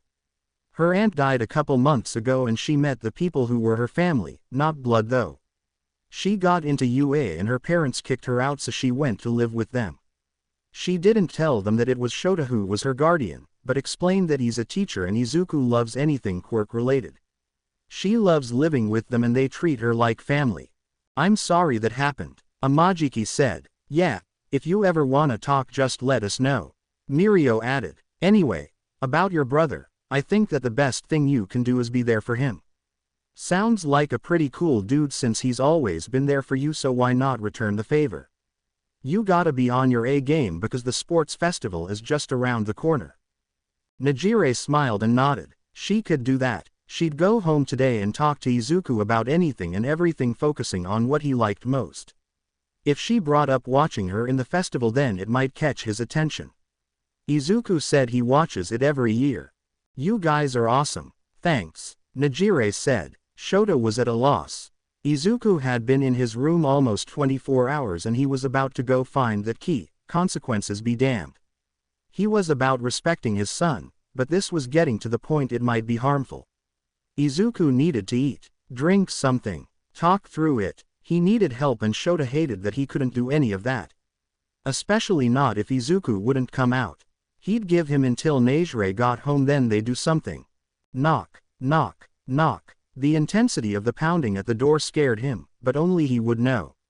He wasn't expecting anyone and surely All Might wasn't dumb enough to come back yet. The only guess he had was Hisashi since he missed another day of school and Najire had gone that morning. If it were Najire, should have just come in with her key. As Shota went over and unlocked the door, it swung open and blonde hair rushed by him. Izuku. Katsuki yelled into the hall leading to Izuku's room. You've got us worried, you damn nerd, so come out. Bakugo, I would appreciate it if you didn't come barging into my home and start yelling. Shota said with an irritation to his voice. Only 3 people could do that, and last he checked, the blonde wasn't one of them.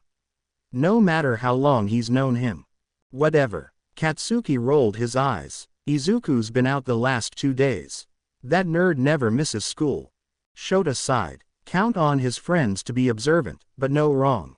He's seen Izuku roll out of bed with a nasty head cold just so he wouldn't miss a test that could be retaken. Why couldn't Izuku have dumber friends? Oh, right, he'd hate them. He hasn't been feeling well. Bullshit. Katsuki interrupted, which received Shota's icy glare in return. Then why hasn't he answered his phone? Are you in that matter? Did something happen again? Because you better not fucking lie to me. What's wrong with him? Shota sighed. While he didn't appreciate the attitude and 3rd degree, the kid had some points. He could have answered him instead of leaving him on read. Izuku probably turned his phone off, which made sense because Shota tried that too, also getting no response. He should have known Izuku's friends would come knocking sooner or later. He usually answers us. I asked my pops and he said that you took a personal day. Hitoshi said. After that we knew something had to be wrong with Izuku. Shota figured Katsuki and Hitoshi would be here. They were there when all that messed up shit went down, so go figure, they'd be concerned about him missing school without warning. He looked over to the taller boy who seemed to have just followed them here. Izuku admitted they were friends, but Iida was well aware how Shota felt about him and made it a mission not to come around unless he had to. And you? Shota asked. I was concerned for Azuria's well-being after missing 2 consecutive days of school. So upon discussing that they were coming here after classes, I thought it best to follow along to ensure he was all right. Iida explained as he grabbed a file from his bag. I took the liberty of collecting his homework. Both Katsuki and Hitoshi looked at each other before slightly rolling their eyes.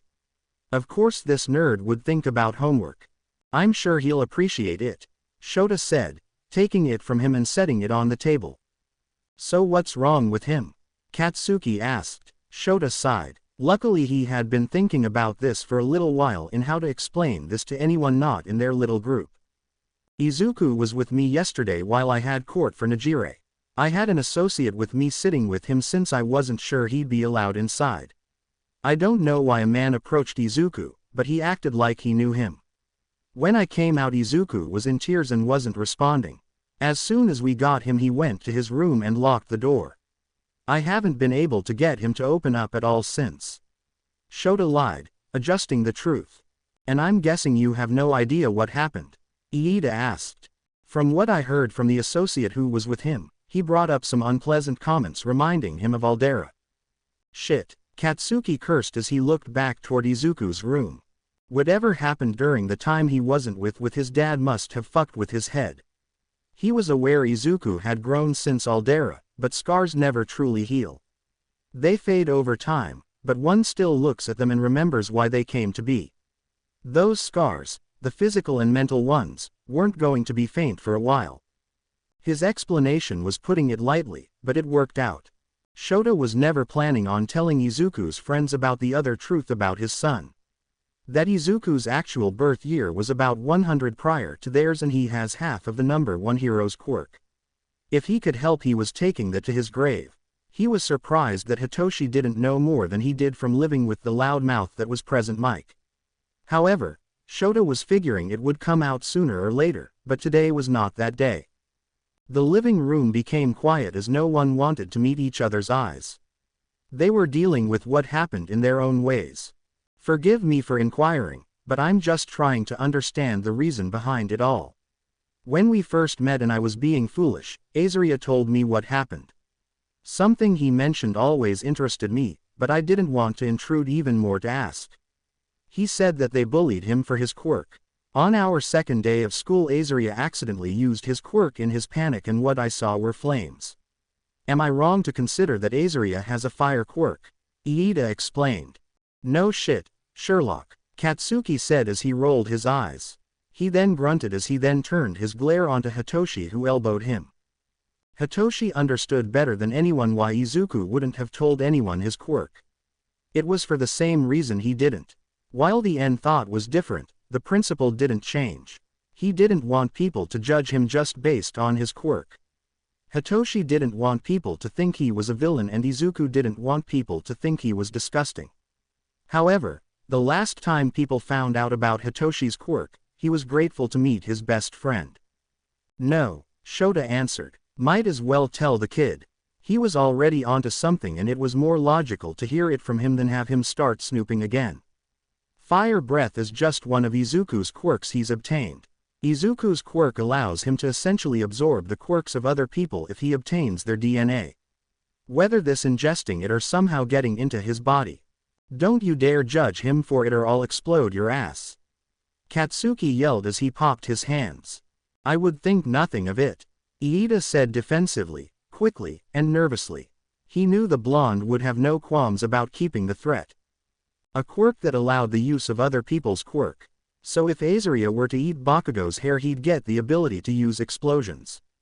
The fire breath was one he obtained from someone else, and while Iida wanted to ask who, he thought it best to hold off on his questioning for the sake of his curiosity. Although, Iida's mind continued down the rabbit hole of this revelation. Glad to hear it, Shota said with a pleased look. He was waiting for the kid to grab his shovel. He almost threw out of his home before, and this time his son wasn't around to stop him. Izuku didn't need someone he considered a friend just to make matters worse. If that were to happen, Shota didn't think he'd ever get Izuku to come out. After they leave, Shota had a couple things he wanted to say to Izuku that might get him to open up. One thing Izuku held close to his heart was being a hero, and he couldn't do that from his bedroom. If that didn't work, then he felt sorry for his desk because he was finding that Kian would apologize to his son. Don't worry about Izuku, he'll be alright. Will we see him at school tomorrow? Hitoshi asked. I'm not sure right now. Izuku needs time to sort through whatever is going through his head. Shota answered. If I get him to open up, I'll have him message you. Katsuki snorted a little. They might be here a while. Izuku was notorious for being in his head.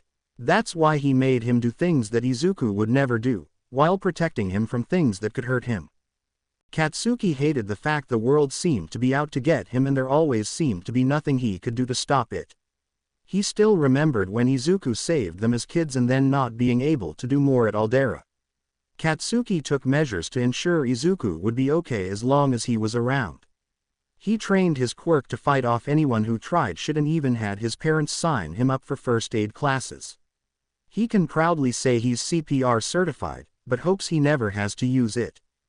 He better, or I'm kicking his ass, Katsuki answered, with his voice in a crescendo as he talked so Izuku could hear him. I know you'll be okay, Izuku, and I won't be mean like Grumpy here. He just misses you, Hitoshi called with a smirk and dodged Katsuki's swing. All right, get out, Shota said. Don't you have to get home? I know for sure one of your parents doesn't know you're here. Shota's eyes narrowed in on Katsuki, who had the audacity to not look guilty, and shrugged. If his mother blew up his phone about knowing the location of her son, he was going to ban him for a month. Not any longer, because he'd never hear the end of it. If I may, can I say a few words before we depart? Iida asked seriously as he looked Shota dead straight in the eyes. Shota bit his tongue from automatically saying no, thinking he was going to say something and make the situation worse.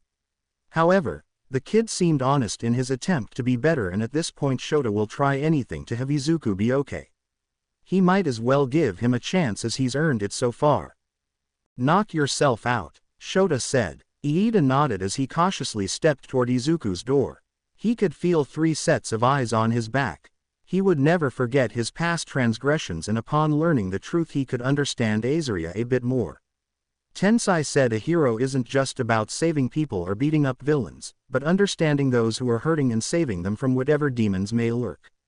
Whether this may be from themselves or what dangers they find themselves in. He softly knocked. Azaria, it's Tenya Iida. As you said, we're friends, and as your friend I was concerned when you missed class the past 2 days. I now understand why, and you have my sincerest apologies for the ordeal you've been subjected to. No one deserves that treatment, and certainly not because of their quirk. I now know the true nature of your quirk, and I must say it's rather impressive and fascinating. I would love to talk about it with you if you wish, but I will respect your decisions if you prefer not. I think it is perfect for your chosen career path. You have many ways to be able to save someone, and the genuine desire to do so is admirable. You also have the upper hand on any villain fight, as they don't know what quirk you'll use or have to begin with. Your quirk is anything but useless.